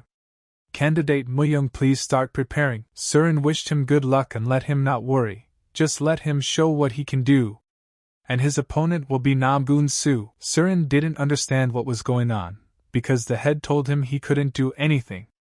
The girl asked him if he was talking about the head of the academy. Surin said of course. When Surin looked at her, he was surprised and said that she looked very young, but she must be in her 20s. She looked weak, but she was walking and breathing properly. Surin apologized and said he thought it was his friend. What's her business? He doesn't think she came because of his job. The girl said she knows it's too direct, but she's interested in something. The technique Surin used yesterday to stop the sword. Isn't that the Mon family's technique? Surin thought, who is she? There's no way she could have recognized the unsheathed sword. Surin told her no, he had never been in the Mon family. The girl said maybe it's a Kunlun sect technique. Surin was speechless. She was absolutely right. The creator of the technique was from the Mon family, but had more influence in the Kunlun sect as an elder, where he created the unsheathed sword. Surin told her no, his father taught him this technique, he created it. The girl asked if he had thought of it himself. Is his father a genius among swordsmen? Surin said he was just a mentor in a small village. The girl said if Surin didn't want to answer, he should have said so. Surin said that's not the point, Aren't they different kinds of art? The girl asked. How are they different? Surin said that Mon's sword technique is soft and slow. Gentleness defeats strength. It's the only way to prove your superiority. This is what the Mon clan strives for. On the other hand, Kunlun techniques are rough and fierce. This is their way of the sword. Mon and Kunlun are incompatible. He thinks they can't be united. Doesn't she agree? Surin asked. The girl said she'll write it all down. Surin said that the lecture on swords was over. If she wanted to know more, she could meet him in the lecture hall. The girl said that she was also a candidate for mentor. It may have been a while ago, but she had graduated from the academy. Surin asked her, is she a graduate of the Heavenly Dragon Academy? The girl said no, she's from the Holy War Academy. She said her name is Chegal Seo. She wants to become a mentor in organizational strategy and martial arts history. The guy said he's Beck Surin. The girl said she knows he's the most famous of the mentor candidates. Suddenly, the battle between Myung and Namgun started. The girl asked the guy how he thought it would go. Surin said, isn't it obvious that Namgun Su will win? Chegal said she wasn't talking about that. She asked how long he thought Myung would last. Surin said he didn't know. It depends on whether Namgun decided to take pity on him. Namgun told Myung that he's open, let him pay attention to his feet. And he's holding his weapon tightly. Surin said that this candidate's skills are too weak. As expected from Namgun's mentor, Surin said to be honest, he doesn't even take his opponent seriously. Chegal said it's impossible to disagree. He was so kind and friendly when he was younger. Surin said that Namgung Su is kind and friendly? It's really hard to believe. If you say it, you'll be laughed at. Myung realized that he had no time, he must draw attention to himself. But suddenly he used his extraordinary attack. But Namgun just set his sword up. Surin saw that Namgun had parried. If he had taken a step back, he could have avoided the blow altogether. Myung told him that this was just the beginning of his attacks. But Namgun just stood still and watched, saying that he was too slow. Myung noticed that Namgun was open and decided to use that moment, telling him to be a little more careful. Namgun was surprised and said it was incredible and amazing. But why is Myung copying him? He wondered. Chegal said that Namgun's mentor had always been a very proud man. If he saw a spectacular technique, he would always try to replicate it. Surin said he's weird, but he thinks that's one of the reasons he's become a better mentor. Namgun asked the guy, does he want to continue? Namgun said he knows. Myung is disappointed, but he doesn't think there's any point in continuing. Surin saw Namgun's face and was surprised because he was smirking. Surin told the girl that she asked how long he thought Myung would last. Chegal said yes. But they're almost done. Surin said no, he'll last another 50 rounds. And in that time he'll take Namgun down. Cheol said it's impossible. The guy told her if she doesn't believe her, let's make a bet, a wish. Surin shouted to Ilho, doesn't he want to win? Myung asked him what he meant. Surin asked if he wanted to beat that bastard with one punch. Myung looked at him and said he did. Surin told him not to ask questions and just do as he told him. Namgun said he already thought Myung would give up. Mun struck hard and it was felt by Namgun, who managed to deflect it. But from now on, no more indulgences. Surin said that Namgun's next blow is a horizontal chopping blow. Retreat Myung. Let him try to always hit the torso, let him hit as hard as he can. Namgun defended himself and didn't realize what was happening. Myung had completely changed at the end of the fight. But he can't back down. Surin said that there will be a strong attack from the left. Let Myung retreat and dodge the blow. Myung said as expected from Namgun's mentor. The mentor realized that the guy had anticipated his attack and dodged. He can't let it end like this. Kogal asked the guy what he was doing there. Surin was surprised and asked her what she was talking about. Chehol said that there's no way that a man who was just losing suddenly started to fight. Surin said that means he was hiding his skills. Surin praised Myung, because he was gradually beginning to feel the imaginary circle. He was able to fight in the circle with the disciples because he only used external martial arts. But Myung can use the inside. Namgun Su just dug his own grave. Surin told the guy to finish it off with the next blow. Myung attacked with all his strength and wanted to punish this guy. But Namgun felt very good and was calm and said that Myung was very noisy. Namgun dodged the attack and locked gazes with Surin. Myung asked him where he was looking during the fight. Myung attacked and said that this is his last fight and he's finished. Namgoon said that the guy thought it was so easy. Surin saw what Namgoon wanted to do and told him to dodge. Namgoon didn't feel sorry for him, and said that he would decide when the fight was over. Surin saw that Myung was falling and managed to grab him and put him on the ground and told him not to move. Surin asked Namgoon if he tried to kill him. The guy apologized and said that the atmosphere was heated and he had accidentally used the sword aura. Surin said it's okay just because he apologized? It's easy for him, isn't it? But then the head intervened and told them to stop, because he will no longer tolerate unnecessary interference. Surin wanted to say something, but the head got angry and asked him if he had heard what he was told to do. Ak asked Surin what happened here while he was away. Surin said he would tell you later, so he should take Myung to the infirmary. The head told Surin to get up on the platform. It was his turn to participate in the exhibition fight. Surin told Aku that he would finish quickly and come to them. Ian heard his words and said he didn't know what he was talking about. The head said he could see that they were both ready, so they could start. Surin said that Yang wouldn't make an impression even if he won, so he was thinking of not trying. But now he's in a really bad mood, so he'll only hit once.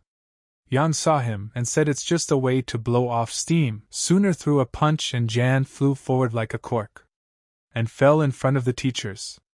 Namgoon said Surin threw him here on purpose. Surin told everyone to listen to him that he had learned about the Heavenly Dragon Academy along the way.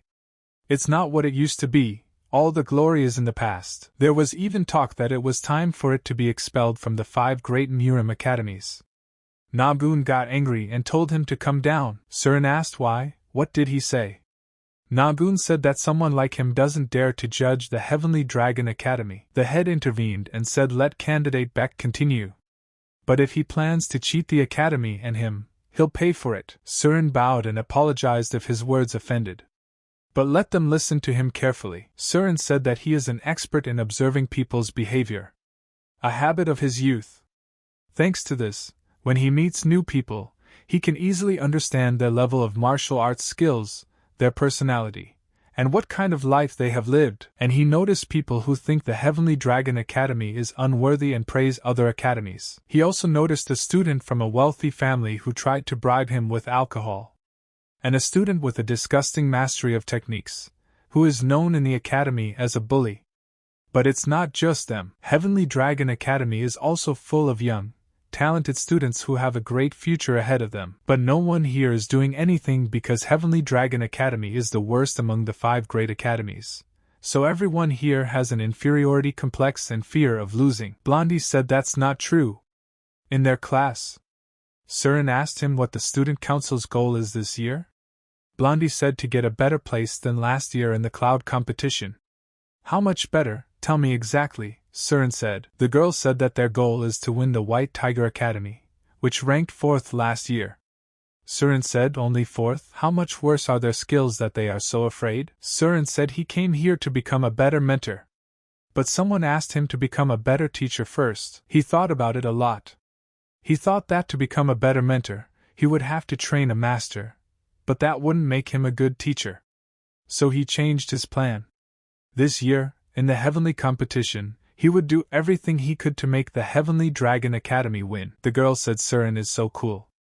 And he's great at martial arts. He knows a lot about martial arts. The girl told her people to make a list of all the students who would give low grades to candidate Beck, in case they were spies from another academy. The blonde guy told her to stop. It's not about popularity. The girl said he was right, but she meant it. Didn't he see his lecture and the fight? With those skills, he'd be welcome at any of the 5 academies. If he decides to leave, they can't stop him. Does Blondie realize how much damage that would do to them? The blonde realized that the Heavenly Dragon Academy had lost all of its glory. It used to be a serious opponent in the heavenly competition. But the students and mentors were no longer the same. His whole family graduated from the Heavenly Dragon Academy. He was always proud of it. But one day that pride turned into shame. Capable Murim no longer come to study at the Heavenly Dragon Academy, and the best mentors don't want to work here. And all because in the overseas competition, the most important events for the 5 great academies, Their academy has been ranked last for the last 10 years. Surin burst into the room where his friends were waiting for him. Ak told him, is he crazy? Quiet, or you'll wake up Ilho. Ak said to win in an exorbitant competition, how can you promise something you can't do? Surin asked why he can't. He told the truth. Ak said he was out of his mind. But suddenly a girl knocked on the door and apologized for disturbing them. The girl asked how the patient was. Surin said he was fine, but how was her fight? AK was surprised and didn't understand who she was. The girl said that she had just finished and came here right away. Surin was surprised because she was breathing normally. Her clothes were clean, and she couldn't even tell that she had fought someone. He saw that her weapon was Pangwanbi and it was attached to the side. She couldn't fight with a book. He wanted to see her fight. The girl asked him what he was staring at. Surin said nothing, and asked her why she had come to the infirmary. The girl said that she wanted to know if he was really serious about helping the Heavenly Dragon Academy win the overwhelming competition. She felt that he might regret it. Surin asked her why she thought that. The girl said because it's impossible. AK heard a sound from the street, and asked what it was. The girl said it's the closing ceremony. It must have started. Surin told her they'll discuss it later. Surin didn't understand why everyone said it was impossible without even trying. People started insulting him and saying he was crazy. He's heard enough of that in the Blood Demon cult. But he said he wants to be a better mentor and a better teacher in this life. But he has to change. The head told Surin that he must know that their academy has been ranked last in the competition for 10 years. Does he really intend to do what he said? Surin confidently said yes. The head told him, even if he is serious, he doesn't know what the students will decide. They are not even comfortable with this phrase. Let him not let their reactions offend him. Surin smiled and said that he guessed it would be like this. The head asked, but what if he failed? Surin said that he would simply move to the other side of the street and build his own White Dragon Academy. In less than 10 years, his students would already be beating up the students of the Heavenly Dragon Academy. The head understood him and said he was vouching for him. Surin said he would be very grateful for such a gesture. The aide told the head that it was his time for his speech. The head said he had to go, and they would see each other soon. Ak told Surin that he thought his face would fall off at the sight of the students. The girl told him to get used to it. It will be worse in the future. Surin said it is what it is. If he fails, will he still be a mentor here? Ak said, what's he got to do with it? Surin can fail, and he'll take care of himself. Surin said it can happen, but they need to go for a drink. Surin told the girl, if it's not too much trouble, she can join them too? The girl agreed, but said she's not very good with booze. Ak said that's great, he knows all the best taverns in the area. What does she want to eat tonight? The girl said she doesn't care what she eats. Surin asked what's wrong with Myung? Ak said he had to rest, he was sick. Surin said he meant they should go to see him again? Ak said no, he'll understand, especially on a special day. They have to go before all the tables are taken. The next day all the guys came to see the enrollment list. They saw that they were all enrolled and passed the exam. AK asked what's wrong with Surin's face, is it because he's in last place? Surin said that he doesn't care what place he's in. They won't pay more to the one who's in first place anyway. It was written that Beck Surin is the new mentor, and that he will take the place of the instructor in the remedial development class. Surin asked, what is that? The student said the name of the class makes it clear that it's a class for those who need extra lessons. It's where all the losers go. All the students in this class are problematic. Surin realized that Namgung Su had done it. He thought that he had forgotten about everything, but he decided to humiliate him like that. The student said that for example students like Kana. Surin realized that he was not as he had assumed. A student said that students from the remedial class almost never come to class. She will file an official complaint through the student council. Surin said that it is not necessary to do that. He likes the sound of a remedial class teacher. The head said he also wanted to welcome all of their new mentors. Surin said it's all for the faction bastards. He has to throw around empty formalities because they like it that way. Myung said that you'd think Surin wasn't a faction. He said that he was born into the faction, it's in his blood. Even though he was part of the Blood Demon sect in the past, and now they choose senior instructors who will work together with the newcomers. Ak said that they say Surin will be chosen by a pair of senior instructors, based on his abilities and specialization. Namgun told Che Galson's teacher to come with him. Surin heard this and realized that Namgun would be her senior mentor. The girl has a difficult path ahead of her. Surin said he had a bad feeling. The head said that teacher Beck Surin would follow him. Surin regretted it, and thought he was better off with Namgung Su. The head said that this is the external martial arts training hall. The hall is specially built so that it can be used to recreate any situation for physical training. Rascals often hide here to sneak a smoke, so keep your eyes open. If he needs to meditate or just be alone, he can do it here. There are also students who smoke and drink alcohol. If he catches them, he can punish them by telling them to practice twice as much, and this is the student council building. You can't relax here just because it's the student council. Those bastards smuggled so much alcohol in here. The main building is the most important place. This is where forbidden encounters between opposite sex students take place. If he catches someone in the act, let him make them suffer on the spot. The head said that about Surin's speech about the heavenly competition. It was reckless. The Heavenly Dragon Academy is not the same as it used to be. The Overwatch competition was created to forge friendships and close relationships between the students of the 5 great academies. However, after the destruction of the Blood Demon sect, the only thing on everyone's mind is the competition. The Dragon and Phoenix matches are especially fierce. It's because the top 8 students get the title of Dragon and Phoenix, but in the past 10 years, not a single Heavenly Dragon Academy disciple has received this title. Surin said he understood. 30 years ago, Surin's father had the best results in the history of the Heavenly Dragon Academy's participation in the overworld competition. He was the best in the Dragon and Phoenix matches. Surin was surprised to hear this and asked the head what he was saying. The head said nothing. Let them not talk about this man anymore. Either way, he'll have to change the student's deep-seated fear of failure. How does he think he'll do it? Surin said yes, if he thought he couldn't handle it, he wouldn't say anything. The head said he had the same self-confidence as his parents. Like his father? Surin asked. The old man said no, like his daughter. Surin asked his grandfather what he knew about remedial developmental class. Grandpa said he's changing the subject, because he's in charge of the remedial class. Grandpa said that with Yi-min from sophomore year, Go Sangwon from 4th year and Hongwon Kong from 3rd year, it would be hard for him to be in the same class with those 3. Those rascals don't even listen to him sometimes. Surin said they're not easy kids, so.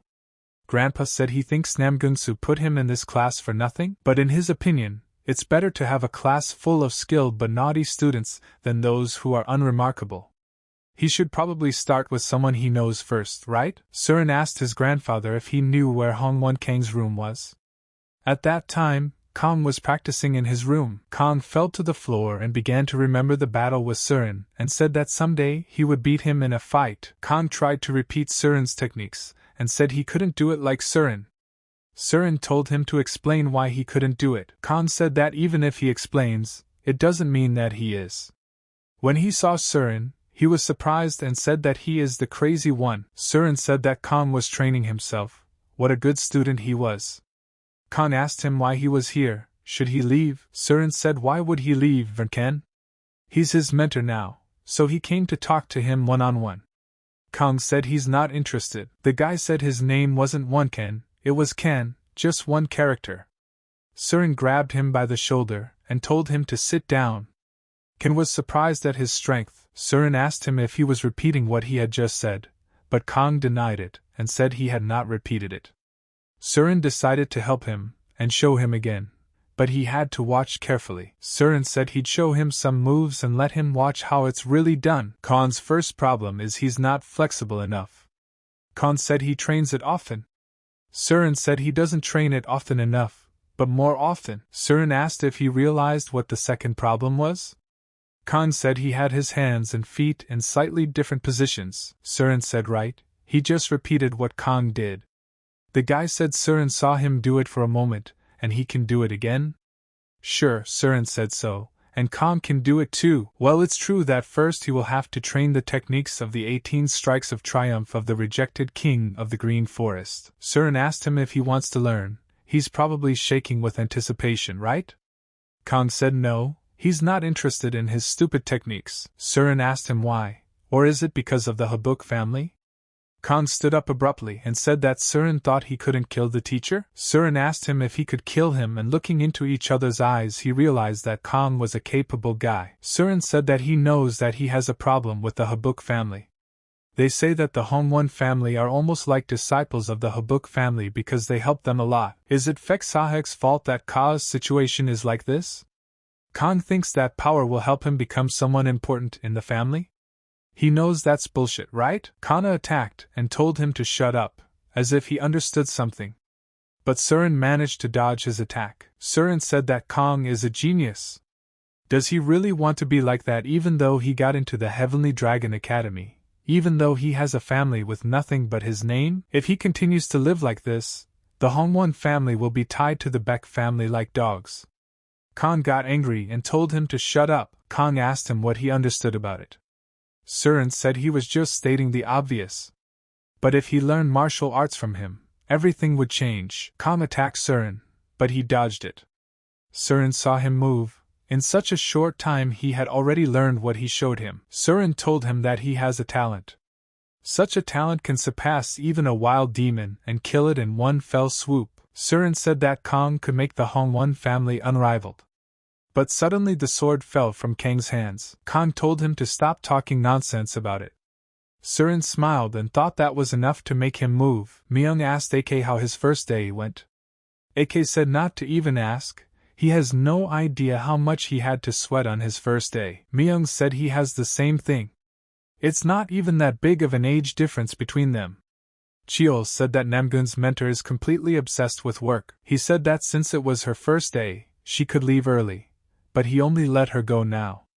Myung felt sorry for her, and said that she had suffered a lot today. Ak asked Surin how his remedial class was going. Surin said he went to see Kansas.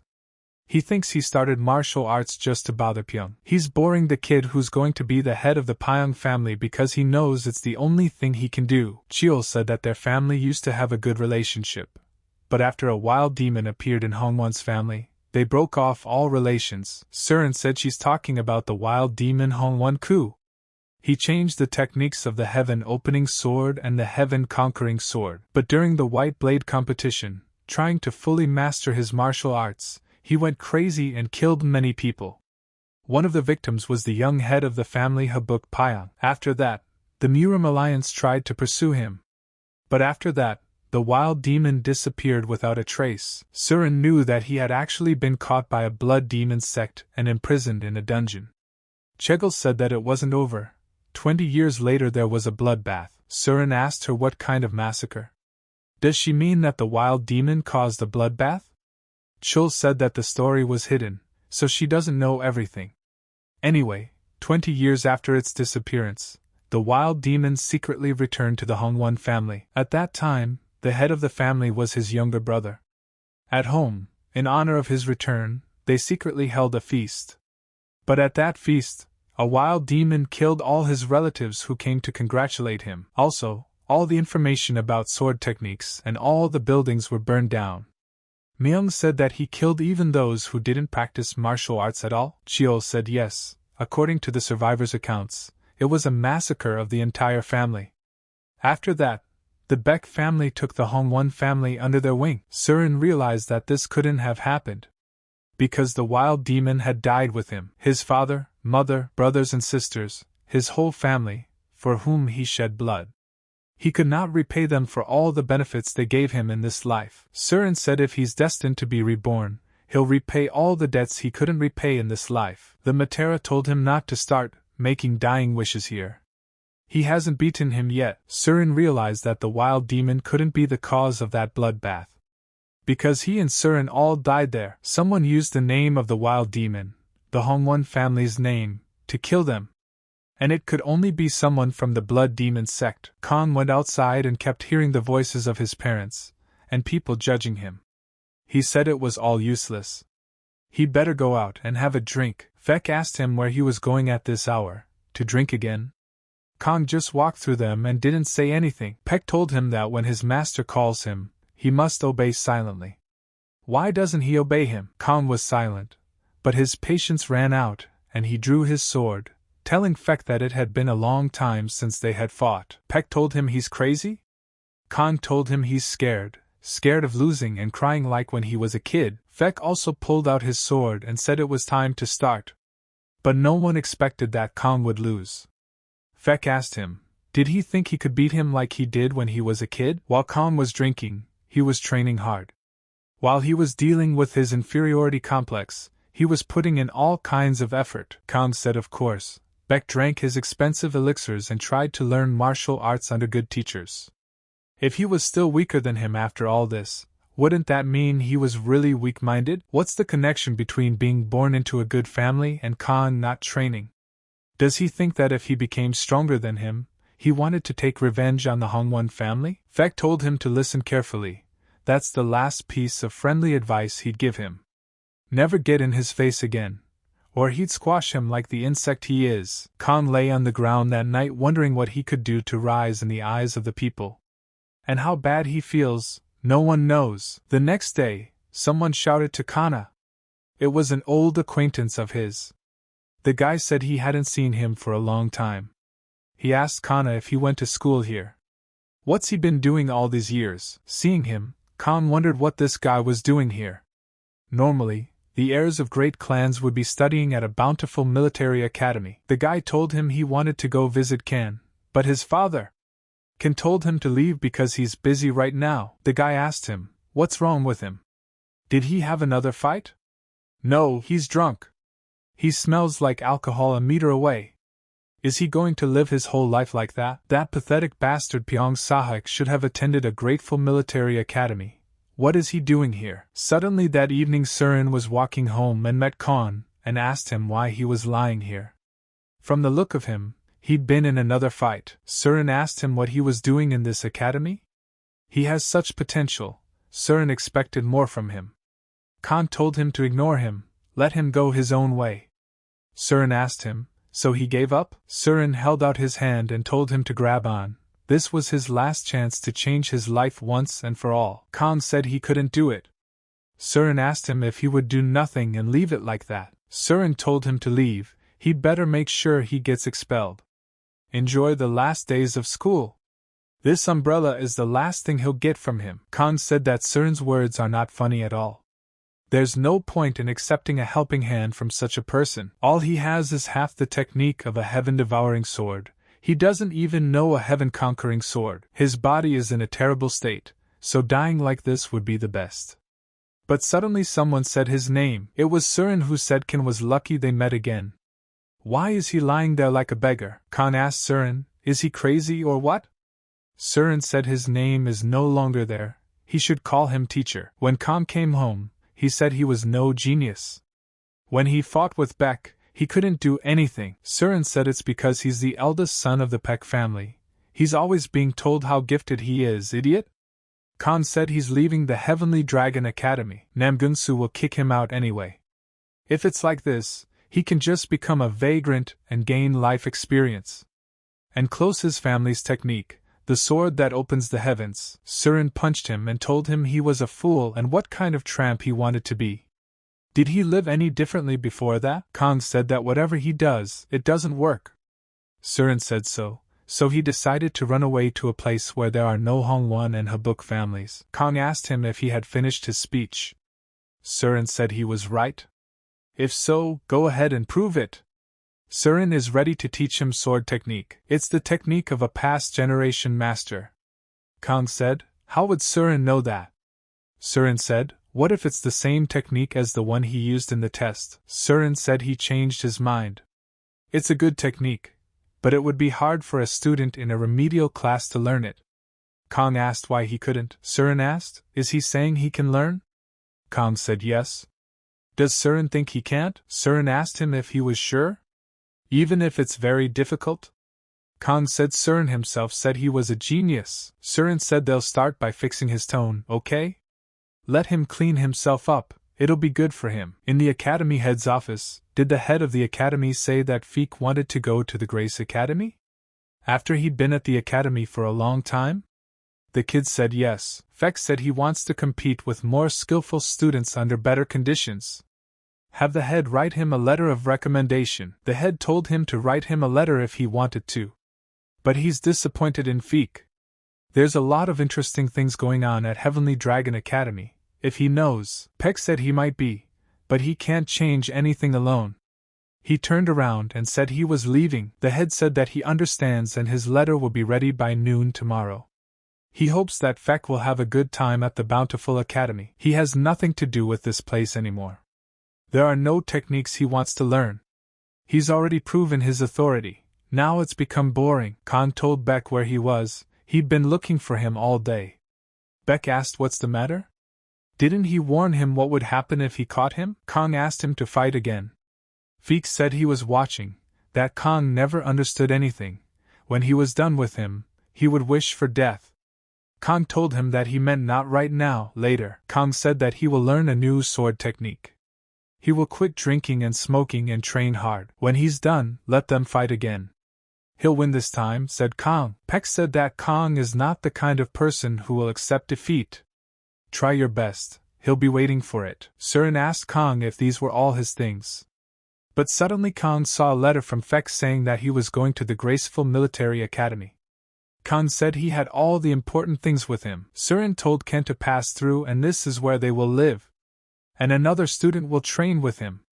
Ken asked who he was. Surin said it's his secret weapon. He's training it so he can win at the ultimate competition. But suddenly that boy ran to Surin and called him brother. Surin told him that he asked him to call him teacher. Surin asked him if he was doing well. The boy said yes, teacher. It's been a long time since they last saw each other. Surin said he's been a bit busy lately, but now they'll see each other every day. From tomorrow he'll be working here. The boy asked who came with him. The boy said he was Hong Won Kong. Nice to meet you. The boy said he's VG Young. He's turning 15 this year. The master can make himself at home. Surin said that he will send the boy to the entrance exam this year, so he will soon become his junior. John said that he heard that the entrance exam of the Heavenly Dragon Academy is very difficult, so he is trying hard to prepare. Kong told Junior that not everyone can pass the exam. He'll have to try really hard. Surin said that now they would train together. Kong was surprised and asked the kid. John was happy and said that now he wouldn't be bored. Surin said they've met, why don't they warm up? Kong hopes Jong isn't too annoying and won't hit on him. Surin told them no use of chi. Chon was very happy and told the teacher well, and so their battle began. Kong was already on the ground. He was wiping the dust from his face. Jong asked him if he was okay. Kong said he had warmed up and now it was time to fight for real. Surin said that just as he thought, Jong is stronger now. But Kong is a different type of genius than VG Jong. He has better control over his body and can repeat a technique after seeing it once, and he is incredibly tough. A destructive type of martial arts, the way of the sword Azura Wild Demon is perfect for him. On the other hand, Jong looks like a noble swordsman. Most swordsmen see the sword only as a tool to help them develop their martial arts, or only as a killing tool. They use the sword, but they don't love it. Surin asks what the old man means by loving the sword. He's trying to say Surin should open his heart. The old man said, a sword is a sword. To understand it, he must look at it carefully every day. Although he received the wrong instruction, he was still able to learn the sword on his own. This means that he has an incredible understanding of the sword and the ability to focus. And most importantly, he loves the sword. He understands the unsheathed sword, so it's better for him to continue learning it. When he's completely gone from the chi distortion, he'll be able to progress even faster. Even the thought of those two beating everyone in a high-stakes contest makes him happy. Destroy them all. But to get it all, Surin forgot that he has to get stronger too. Although he's practicing 18 strokes of rejection every day, the thing is, in order to master a powerful technique, he has to prepare himself. Rather, he'll have to see Pak again and take the elixir from him. Surin asked Old Man V, is he doing well? V said he was going to get close to him and scare him, but he caught him. Surin asked how the work was going. V said he came to talk to him about it. He thinks the job will cost more than he thought. He's written down everything he needs. See Surin. Surin said it's very expensive stuff. He'll organize everything, just let V focus on the sword. Surin said if V needs anything else, let him talk, he's rich. Pak read the list and said they don't have any money. Surin asked how it came to be. Pak said there was money, but it was gone. Surin said he got so much property and Pak said it was gone. Surin asked him if he had pocketed some of his own money. Pak said he swore on his life that he hadn't touched anything. All the places Surin had invested in had closed down because of the owner's illegal activities, so their profits had decreased. Pak said that the Sleeping Dragon Tavern has been bought out, and the blacksmith's shop near the Heavenly Dragon Academy has closed. It's Elder Vi who buys very expensive materials. The money Surin invested has not been touched, but they have no profit. There is a lot of preparation for the traders and their guards. They will have to wait another year before they can take the money. Surin says he can't wait that long. Surin told him to keep looking after everything, he relies on him. Pak thanked him and said he wouldn't let him down. Surin said that about the merchants and their guards, let them give them a new name.